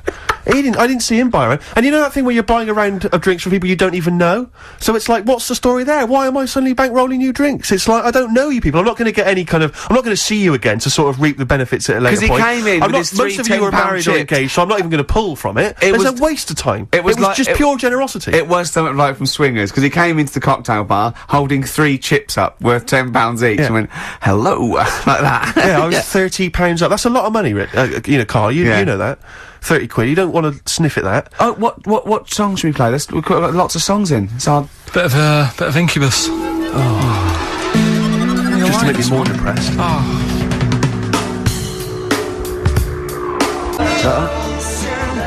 do you like that? I thought it was a bit slow. I know, but I'm a fan of it. I like slow songs, but I that didn't really do anything for me. I've always been a fan of it, even from, early days. Yeah. I thought his first song was really great and much maligned. People didn't like it, because they were expecting, like, The Verve. Yeah. Yeah. Urban hymns and all that. Yeah, But, yeah. that's great. On XFM 104.9. Who are you? Ricky Gervais, who are you? Steve Merchant. Who's that little round-headed fella there over he there? is, Karl Pilkington. Karl, we haven't had a lot of Karl today. He's a bit tired, aren't you? Just a little bit. What happened? Annoyed You with came back from Edinburgh today as well, didn't you, on the plane? This morning. Yeah. Got an early flight. Yeah. It's just annoying me because there was like people on the plane fighting over where they wanted to sit. Surely they've got designated seats. Well, they have, but that wasn't good enough for them. They wanted to sit next to the friends and that. And it's like, well, you can't because you didn't check in together. So that's the way it is. Yeah, done. But the thing is, it's from Edinburgh, 40 minutes, Yeah. and I just don't understand this sort of. You can stand for that long, can't you? Well, why do you have to sit next to the person anyway, to be honest? I mean, fair enough, if you're going on a long flight, someone to talk to, but for 40 minutes, it really doesn't matter. I never want anyone to talk to. I don't want anyone sitting next to me to talk to me. Why? What are they there for? What? I don't mean people I go with. I mean if I'm travelling alone and I sit next to someone, I don't want them to talk to me. Yeah, but I don't really If I was travelling with you, I'd really not want you to talk to me. Not if you're going to talk like this. Yeah! Yeah, this. Carl, you sound like you're suicidal, mate. It was just a couple of people arguing. It's over, man. Yeah. The plane journey's finished. Why is it still stewing you up? He paid 160 quid and he's not whinging, he doesn't care. 165 quid, let's get it right. If we're going to bring it up, if we're going to mention it. And it's like orthodox back to him. He said to me, Rick, it's only money, and money is just something you have in case you don't die tomorrow. He's got a great attitude towards money, Steve. It's like, easy come, easy go. So just take a leaf out of Steve, the I'm not spending that much merchant, and you'll have a happier life. Sorry, I just need to defend myself for a minute. There are certain instances in life where, you see, you're giving me an attitude like that I'm tight. It's not tight. No, shut up. Let me defend myself. It's not that I'm tight with money. It's that I want to get value for money at all times. Yeah. Because, you probably got a lot of cash given to you, maybe as pocket money when you were a kid. Every penny I've ever had is been money I've earned. Yeah. So frankly, I'm going to spend it wisely. Like, for instance, you might say you're in a party, or so you're at a party, maybe out in a bar with someone's birthday. You get talking to a girl, right? Maybe you buy her some drinks, right? You're chatting to her, and then you're chatting away for 2 hours, and then at the end of the evening, she says, I've got to go and meet my boyfriend now. Right? She's wasted my money and my time there. Yeah. That's 2 hours wasted and money wasted, right? Now, she should have told me straight away that she had a boyfriend, and I wouldn't have bothered with her. I'd have moved on, I'd have looked on to her. What if she thought she was just having a chat with another human being? Though, Rick, where I'm being deliberately deceived so people can extract money from me or interesting conversation. Yeah. She knew what I was after. It was obvious. The drooling mouth, you know, the beady eyes. And yet she was leading me on. And she was a prostitute. And think how he felt about that. I mean, what a slap in the face. Let's not try and cheapen it with that kind of cheap sexual innuendo, right? She occasionally slept with me for money. It wasn't for money, it was for meals. Yeah. No, but the point was, do you know what I mean? It's just that sort of attitude generally in my life. It's like, don't waste my time, you know? Don't waste my time or my money. You're right, life is, the clock is ticking as far as I'm concerned. And, you know, and so just, if you've got a boyfriend and I come up and I'm chatting you up, just let me know and I'll move on. I won't bother you. Yes, please. I'm glad you mentioned that, because I feel they should definitely introduce some kind of badge system. You see, the problem is that women without boyfriends will be wearing those badges now, and you won't be able to, you know what I mean? You won't be able to say, have you really got a boyfriend? No, I just think there should be some kind of there should be an etiquette, there should be an understanding. Yeah. You know, because they know they can see what I'm after. It's obvious. Is it obvious, is it? I make it very clear. You're not a subtle man. No, I just come over and pant. Do you still try and attract their attention by throwing small rocks at them? Yeah. As they walk down has that ever worked? Occasionally. Is it really? You know, the desperate ones or homeless ones. Oh, the homeless ones. He said to me, he came in to work and he said, I gave a homeless girl £1, right? Because I fancied her. He said, is that wrong? Is that really bad of me? I don't think it is, you see. I don't think it is, because it seems to me if she was an attractive homeless girl, then she deserves some of my money. I just imagine him slowing down. I imagine him, like, going past loads of tramps going, get out of it, get a job. And he'd go, hello. But I have to say, I did for a moment just pause and think to myself whether I could kind of scoop her up in my arms, take her back to my place, and kind of turn her life around like My Fair Lady. Oh, yeah. You know what I mean? And kind of teach her to speak properly, and dress her up in smart clothes, and take her out into sort of society. Yeah. I think that's where your first mistake was. You said, listen, love, I'm up for it if I can hose you down. That was where you went wrong. Smith's Cemetery Gates. Great, wasn't it? Always cracking. Off the Queen is Dead. Voted best album of all time, I think, in an NME poll. I don't think it is their best album. Strangers Here We Come. I agree. By far the best. I agree. Yeah. Cracking. Anyway, Karl, so people are arguing on the flight. How did you enjoy Edinburgh, by the way, anyway? Because I saw you up there briefly with you and, Nick Frost, your new mates, Nick Frost and Simon Pegg. You know, he prefers them to us now. I know, apparently, I could tell that from just talking to him. It was just, the way he was sort of looking at them, everything, he was just smiling at Nick Frost. It's his new best chum. You love Nick Frost, don't you? Would you have preferred it, right, if I went to Edinburgh and had to sit with some people that I really didn't like? Would you have been happier for me? No, do you know, but so I had a great time with Simon and Nick, and they're nice people. But he kept going to, oi, Nick, tell Ricky that story. And Nick and Simon, well, all it was, right? And their ghost stories. He loves them because they believe in ghosts. Oh. It's not just they're that. great blokes with great sense of humour, just because they believe in ghosts. You go and tell him that, he goes, how do you explain that? I was going, well, I wasn't there. What was that one you told me and it was completely wrong? About the... It was, oh yeah, right, it's years ago. Oh yeah. In olden days. Oh sure. When ghosts roamed the earth. Once upon a time, you mean? Yeah. Some doctor or something who was into, like, the way bodies work. They got their head cut off.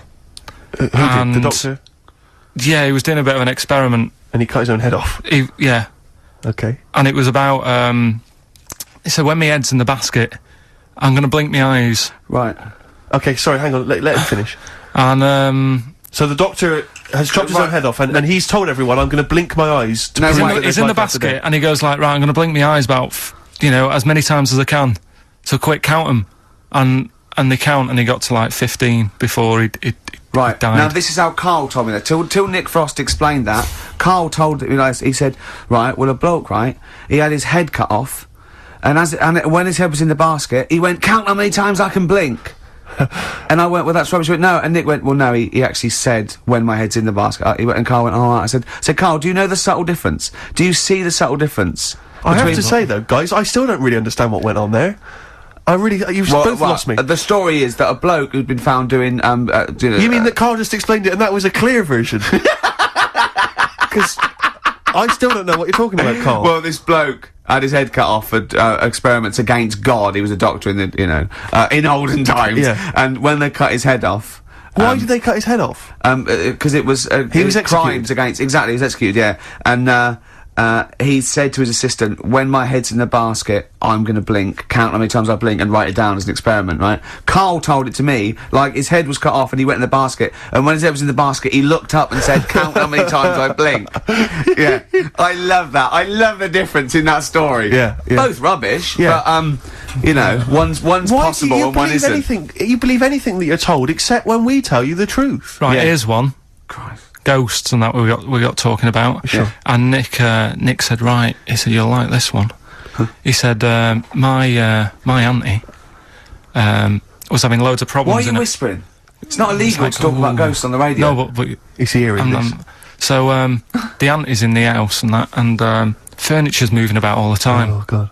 And they were like, no, this is... Steve, he told me this one. This is such rubbish, mate. No, come on, let's listen. I'm gonna leave it to you. I'm gonna sit back and enjoy it. I'm just gonna watch your face, Steve. Right. Sorry, so I missed the beginning there, Karl. There's an auntie in the house. Basically, Nick's auntie. Right. In the house, things moving around all the time. And it was just annoying every time she tidied up. It was like... It was just annoying. Making a mess. It was one part annoying to two parts scary. Yeah. So...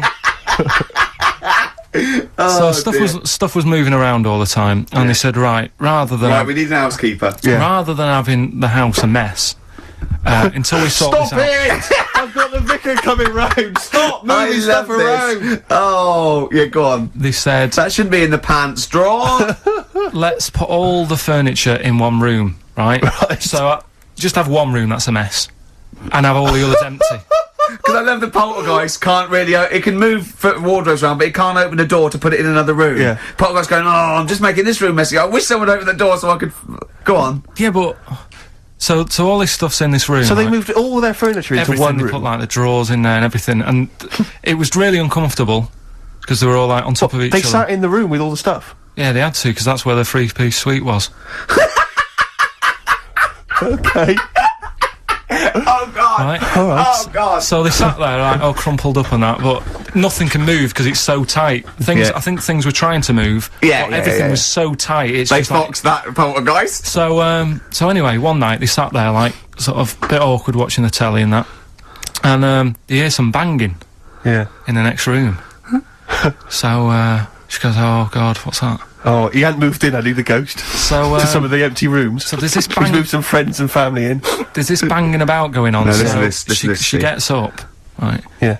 And what it is, they had the baby in the next room because there wasn't much room for the cot. Right, so they left the baby with the ghost. So they go into the room where the baby is, and the banging is like, do you know those plastic balls you get that you can chuck around the room and, like, they go mental? Right. The ones that you chuck once and they keep bouncing for ages. That was bouncing around the room. Wow, what, the baby had thrown it? Hitting all the walls, and the baby was there, stood in the cot, sort of laughing. Right. And looking at the ball, and wherever it looked, the ball went. Yeah. And then she said, stop doing that. Yeah. And the ball just stopped. Did it? And it rolled a bit and stopped. Right. So the baby had thrown the ball and it was watching it as it bounced around the room? It wasn't throwing it, it was in control of it. No, the point is, Steve, the baby has been doing... It would have been the baby all along. The baby had been messing with the furniture. It was So a baby it's a that had super the power. baby.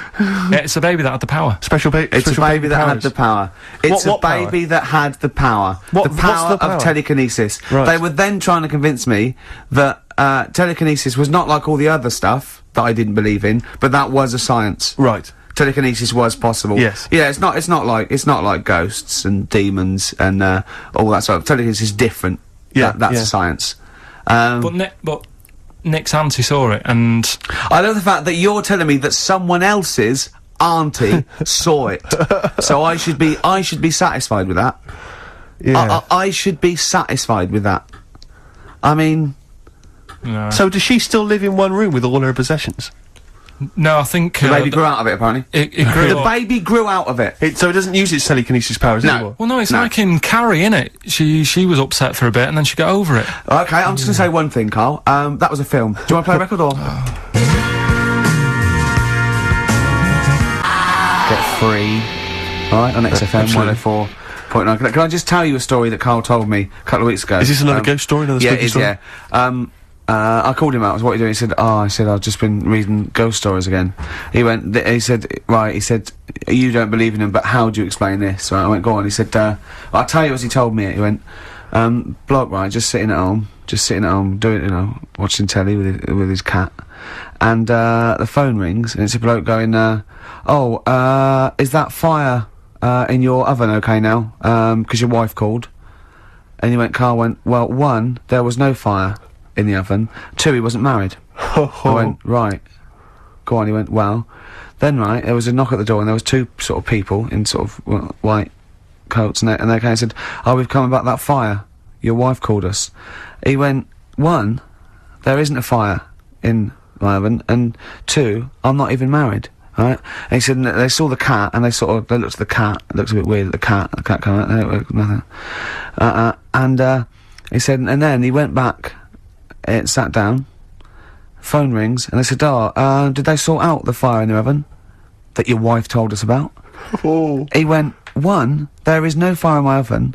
2, I haven't got a wife. And Karl went, what do you think of that? I went, that's not it. He went, yeah. I went, That's the end of the story. What? He went, well, how'd you explain that? I went, explain what? I thought he was going to say, a year later we got married, but she died in an oven fire. Right? I thought it was going to be that. And I went, That's what? people winding him up. Yeah, or someone did report a fire oven, and their name was Johnson, and they looked up Johnson, they got the wrong thing, it was the gas board, and they sent it round to the wrong person, right? You know, he went, yeah. I said, I explained it to him, he went, yeah. Why did they look at the cat funny? Oh, man alive, Karl. This is really weird, right? I was in my house once, right, and the doorbell rang. Yeah. Right, I opened the door, there was no one there. Yeah. Right? And then I looked across the street, There's right, some kids and there were some kids running away. Yeah. Now, how do you explain that? Yeah. There was another time, right, where, like, I opened the door and there was a bloke goes, you've ordered pizza. I went, I haven't ordered pizza. And I heard my mate upstairs giggling and putting the phone down. Yeah. How do you explain that? Karl, seriously, why did you tell me that story? What did you think there was weird about that? The fact that it was 3 different people. Is this all the information? Is that the entire story? It was 3 different people. Did you fall hassling asleep him and not read about the end? A fire that didn't happen, about a wife that didn't exist, and a cat that didn't look happy.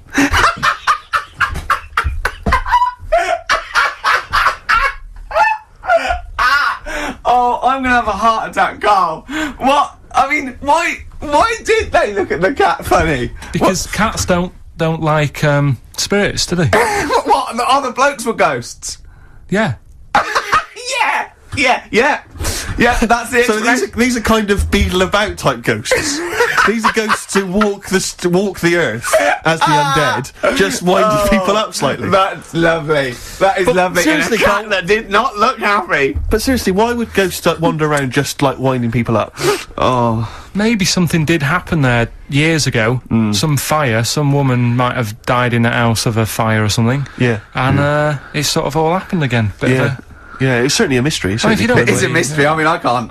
What's this book you were reading? You were reading a book, which is interesting enough. it was the for tea and Times. Oh, Karl. Yeah. Well, I don't know what to say. Well, I'll tell you this, Karl. There is a track that will spook you right out.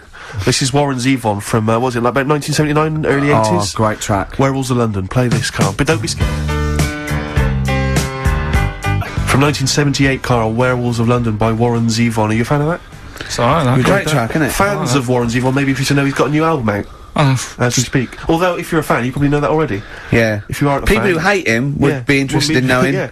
that he's got a new album out. Yeah. Do you believe in, I think Werewolves. lycanthropy? Is it not called? What's that, sorry? Lycanthropy. What's lycanthropy? Isn't that werewolfism? Really? Isn't it?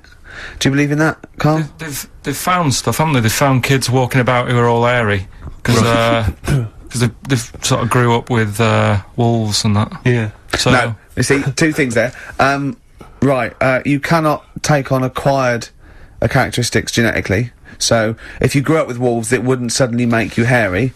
There's been pictures, there's been stories on it, and I reckon most people a lot of people have seen the stories. It's a popular thing. You mean the kids that are born hairy?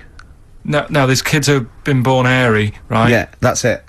No, but listen, and they walk around on all fours, and they drink milk from a saucer. Steve, this is remember that time with the maggot in the head? Yeah. Getting out with bacon, and you were like laughing, and then people called up and said, "Yeah, I've seen that. I've read about that." Yeah, this is the same thing. Have you seen an XFM listener up close? Have you ever looked? They studied? drink milk from a saucer. yeah, they've got to be kept on leads. People who listen to this show. There's no point me telling you about stuff. There is. It's comedy gold. When you were at school, did you keep arguing with the teacher saying you're talking rubbish there? Teachers didn't teach us about werewolf boys and ghosts. They taught us maths. God, right. Tell the story about the manhole cover. Right, in the same magazine as the one with the cat and the fire and that. Don't tell me that story again, it gives me the shivers. Yeah, a cat that's got a weird expression on its face is against God. Anyway, this isn't a scary story, this was just, like physics. Physics. Yeah. It was going on about the, nuclear bomb and how powerful it is. And, they put a manhole cover on top of one. Okay. Blew it up. Yeah. Never saw the manhole cover again.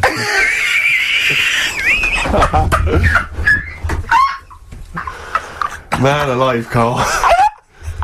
Unexplained. What's going on there? Something weird is happening there. If anyone has ever seen that manhole cover, please get in touch. We'd love to know where it is. Oh, that's fantastic. What sort of experiment is that? I imagine all these scientists on multi-billion-pound research budgets, they're going, we test everything. What would you do to a manhole cover? Don't know. That's like letting a couple of students yeah, exactly. have control of a nuclear Do you reckon it can send a traffic cone into orbit? Go on then, put it on there. I love that. Imagine that. What value is that? I might tell you what we could do. We could put the manhole cover on it and aim it, and then blow the bomb up, and the manhole cover would have someone's eye out. Fire it. See if you can fire manhole covers off the nuclear bomb. I love it. Tie bangers to a bomb. See if it's louder. Oh God.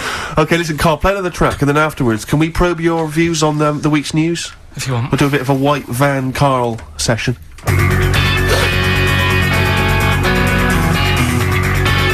Smashing Pumpkins. Today is the greatest, because we're back. That's true enough. All right. I hope people, Rick, were listening to that loud on this lovely summer's day. Or I mean, no, not too loud. Well, don't don't annoy people. White Van, Karl. Yeah, White Van Karl. I mean, for those that don't know, we do this. We ask Karl the questions that the Sun asked someone else. That's right. The Sun every day asks some, average Joe his views on the week's big stories.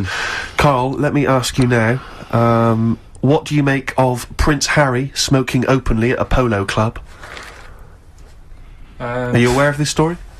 No. Was it? Go on. Prince Harry, you know that he's one of the royals. Yeah. And he was seen smoking openly, a fag, a cigarette, at a polo third in line to the throne. Something like that, yeah. Imagine that. Someone smoking a cigarette who's third in line to the throne. A cigarette, Karl. Is it a non-smoking polo club? Do you know, I don't know, but if it were, would that make things even worse for you? Well, no, yeah. seriously, what do you make of it? This is, the whole, the furore is he's a role model, he's a royal, should he be seen puffing away in a public place? I don't think it matters, does it? Not concerned for you? How old is he? Is he old enough to smoke? I think he probably is, yes. Right, yeah. Well, I think the trouble with this role model thing, with anything that's legal, it should either be illegal or not. Yes. I just don't think you can impose things like that, because you could say that it is bad for you, and it is bad to start smoking, and it really is bad for you, it causes cancer and everything. But everyone knows that, don't they? Well, yeah, but you should either make it illegal or shut up about it. So this is Karl you're asking, isn't it? I am indeed. Sorry, So we can throw these questions your way as well, if you fancy. Sorry, yeah. But it doesn't matter. But Karl, what are your views generally? I mean, it's obviously cigarettes are perfectly legal and so on, but what about stronger narcotics? Because I know you're very scared of drugs and stuff, aren't you? I'm not a fan. I don't No, what's your concern? What's your worry? Just like, you might get into them. Sure. It's like, you might have them and go, oh, this is alright. Exactly, Karl. Exactly. Although I was talking to you about it earlier, and you weren't very sympathetic about a lot of young people who have perhaps gone to crack or smack. You didn't you describe it as their own fault? Sometimes it is, isn't it? Yeah. I mean, I could have turned to it where I grew up, but I said, well, don't want to do that, it's not good for you. Sure. And I avoided it. You turned to ghosts. So you've got no sympathy for anyone who's a drug addict? It's their own fault, is your... It depends, doesn't it? Sure. Do you know what I mean? You can be an addict if, I don't know, something... I'm trying to think of a nice way that Well, you most might people end up... start on stuff like that because something really traumatic's happened to them. Very few people go out for a laugh one night and go, let's all try it. Sure. So, you know, but... Yeah. Just say no, I suppose, is the Just say action no. in the end. Listen to the cast of Grange Hill. Now, this will scare you. Now, Karl, you will be a little bit unnerved about this. Have you seen the film Jurassic Park? Yeah. You know what happened there? Well, according to the Sun here, it says scientists are planning to clone mammoths for a theme park. Look at his face, look at that, he looks like a dog caught in the headlights of a car, he's terrified. I love Karl. He sprung to attention Karl. there. Is that the best news you could have? Man moths.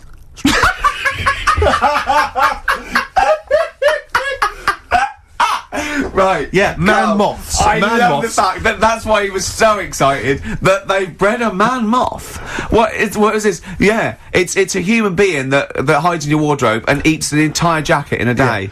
Yeah. What do you mean, man moths? Mammoths. Mammoth, the big hairy you heard cow of the from the mammoth? Ice Age. I mean, elephant.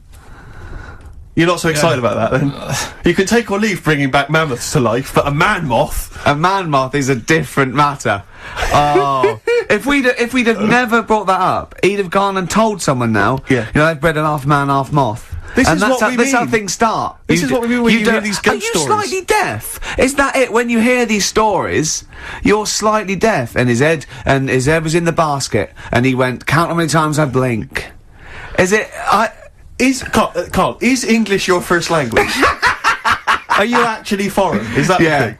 Yeah. Should we speak when we say slower? foreign, we mean not of this planet. Yeah. Should we speak slower? Would that be a help to you? No, go on. Next What do you one. make of Do that? you think that's good? The Would you think idea that's of good to bring bringing back mammoths? prehistoric animals. These giant elephants. They're slow, aren't they? It's not as if they're going to, like, get out and run fast and they can't capture them. They'd probably be a fence, to be honest, Karl. They'd probably be a fence. No, but Big fence. but you're asking it as if, like, oh, it could all go wrong, but it couldn't, could it? Well, Really? but the point was about Jurassic Park is they thought it wouldn't go wrong, and they thought they had it all under Yeah, but control. that was Have you learned dinosaurs. nothing from Jurassic Park, Karl? Dinosaurs would say, oh, think about it before you do it. But with a airy elephant, it's not going to... Not a concern for you. Would you go along to see him? Would you be interested in that? If it was in the area. He's great, isn't he? I'd love a queue, Nothing right? impresses No, him. but what I'd like to do is Karl sitting like Yoda in a little cave, and I'd just like to see people like Tony Blair and, you know, Stephen Hawking in a queue, and they go and say, "Karl, got a bit of a problem." Yeah, and thinking of cloning a man and a moth. Yeah. Problem? yeah.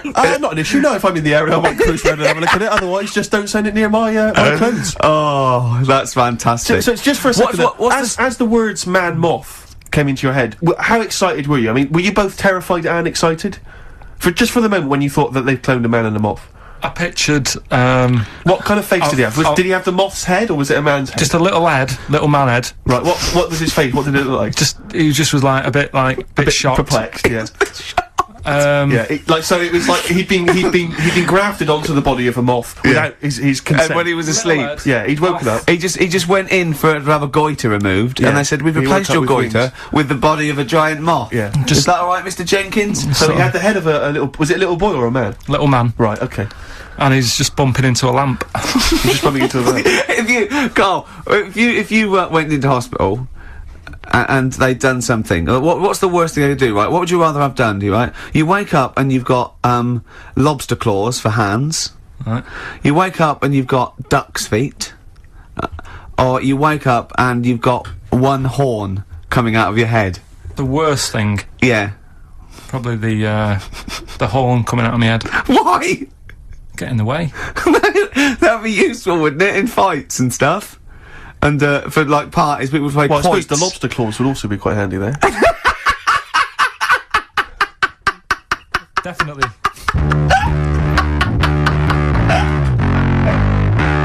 Black Rebel Motorcycle Club Spread your love. You enjoying it so far? Yeah, I suppose so. First show back? Yeah, it's not bad. It's great to be I'm back. just thinking about that money, Rick, to be honest. I It's know, still playing on my mind. I know, yeah. Could we maybe get, like, a sort of telethon type thing going, or a little charity thing, just sort of help me pay? You can't really ask people to send you money, it's Really? technically begging. Is it? Yeah. Okay, Unless is you're there any way- are you a registered charity? I suppose not really. We could probably get you status. Yeah. But could I could I pretend to give them something in return? I mean, am I allowed to sell things on the radio? Yeah, you are. Yeah, so- Although you probably get in trouble with the authority if you're using it to sort of like to your own. Totally. Not like everyone else doesn't. No, exactly. Yeah. Free lunches and Yeah. sponsorship and Yeah, God knows yeah, what. yeah. You know what I mean? Yeah. But the people that work here, small fry, the Yeah. scum. Exactly, the nobodies, yeah. Yeah. But 165 quid it's quite a lot of money, so I mean, if you want to contribute anything, Rick, as I said before, you're more than welcome to. Yeah. No, I would if I felt any responsibility. Right. Yeah, or cared. sure. But yeah, I got there too early, which is annoying. What we should have done really was get you your plane and come back because I'd have had time. Do you know, I was going to mention it at the time, but I didn't want to because I knew the answer would be no. So I was off. Oh, Karl. Oh, I've had a great time. I've forgotten how good it was just to have a normal just to have a conversation with you. Have you been looking forward to this? He's really down today, isn't he? He's down, man, isn't he? Just a bit tired. But it's interesting because I said to him, did you enjoy Edinburgh? He spent the week up in Edinburgh, Yeah. obviously, and he said, yeah, well after me, loved it up there. He's been partying every night, and he actually enjoyed it. And I've never met him when he's actually enjoyed anything before. He's never enjoyed anything, as far as I know. And I'm depressed that we weren't involved. His paper round. He loved the paper round, and this is the first time. Yeah, he since was talking then. about that the other day as well. About I said to him, that's when he really thinks that paper round he had when he was 14 was the best job he'd ever had. Yeah, He still thinks it's the best job because he said he was his own boss. Well, no, you won't. He went, well, I'll get on my bike and think. And he said, I bet if I phoned those people who I delivered the papers to, they'd say it was the best delivery they've ever had. He said, in fact, I bet a lot of them have chucked in the delivery because it went downhill. This is all, he's thinking this as he went along. Yeah. Didn't you? Yeah. Imagine phoning someone up and saying, you don't remember me, but I used to deliver your paper 10 years ago. Was it the best delivery service you've ever had? No, but if I said I delivered it 10 years ago, you used to, if you got up at like 6 in the morning, it was there for you. Yeah. There's no other paper boy who could guarantee that they'd have that paper when they got Karl, out if of you bed. could earn enough money, would you do a paper round again? If that was your job, but you were being paid enough to make a living from it, is that something you think about? Do you think you'd enjoy it as much nowadays? Yeah, I reckon I would, yeah. Yeah? Yeah, listen to some music. Sure. £1,000 a week, would you do the best? Yeah. Would you really? Yeah. Is there anyone out there who is willing to test that? Is there anyone who's willing to pay Karl, right, A grand? a grand Yeah. to take a week off work and deliver papers just for that week? All day though, it's all day. No. I'll What? get up and the customers will have their paper. Yeah, but can I tell you what 6 o'clock in street the it morning. is? No, because No, it's the M25. see, You are being paid £1,000. Yeah, Karl. They may £1,000. ask for a You little got bit to more. deliver to the M25. I'll tell you what. Let's take the mood down a little bit and play one of the most beautiful songs I've been looking forward to getting. Otherwise, just play this. To be honest, it's Jimmy Webb's version of Galveston. Galveston, there by the brilliant Jimmy Webb. Who wrote it? Who wrote it? He wrote it. Yes. I mean, yeah. Yeah. Brilliant Jimmy Webb. Who wrote it? Yeah. It was all one sentence. Yes. Did I confuse you? Again, yeah. With my speech patterns. It's just using the English language is always helpful. Rick. But compared to Karl, I'm Oscar Wilde, I aren't I? suppose so. Be afraid. Electric Soft Parade on XFM 104.9. Not long to go on our a triumphant return. I think. Oh, I I think the would say papers so. to be saying, Steve. Yes. Yes.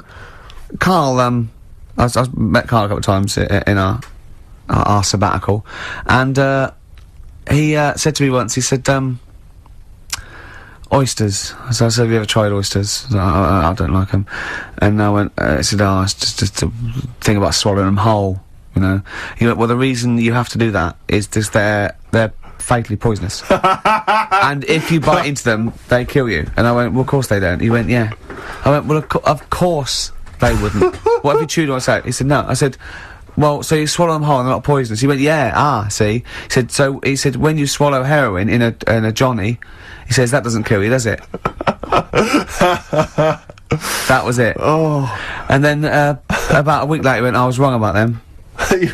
Yeah, I went, well, he said, yeah. And what did you say? it's if you eat them and then you have some whiskey. They turn deadly when whiskey comes into contact with them. Yeah, when they've had a drink. When they have a drink, they get a bit rowdy in your stomach. They start fighting. They can cause get hilarious. So what are you saying now? Are you saying you don't believe that? Am I saying what? Are you saying you don't believe Look, that? he thinks he's got us here. He thinks he's got us here. Yeah, I don't believe that if you eat an oyster, then drink some whiskey, you die. You might not die straight away, but you won't feel. Eventually, 50 years' time. If you've got to keep on drinking whiskey. Yeah, a bottle a day. 50 or 60 years later, he was dead.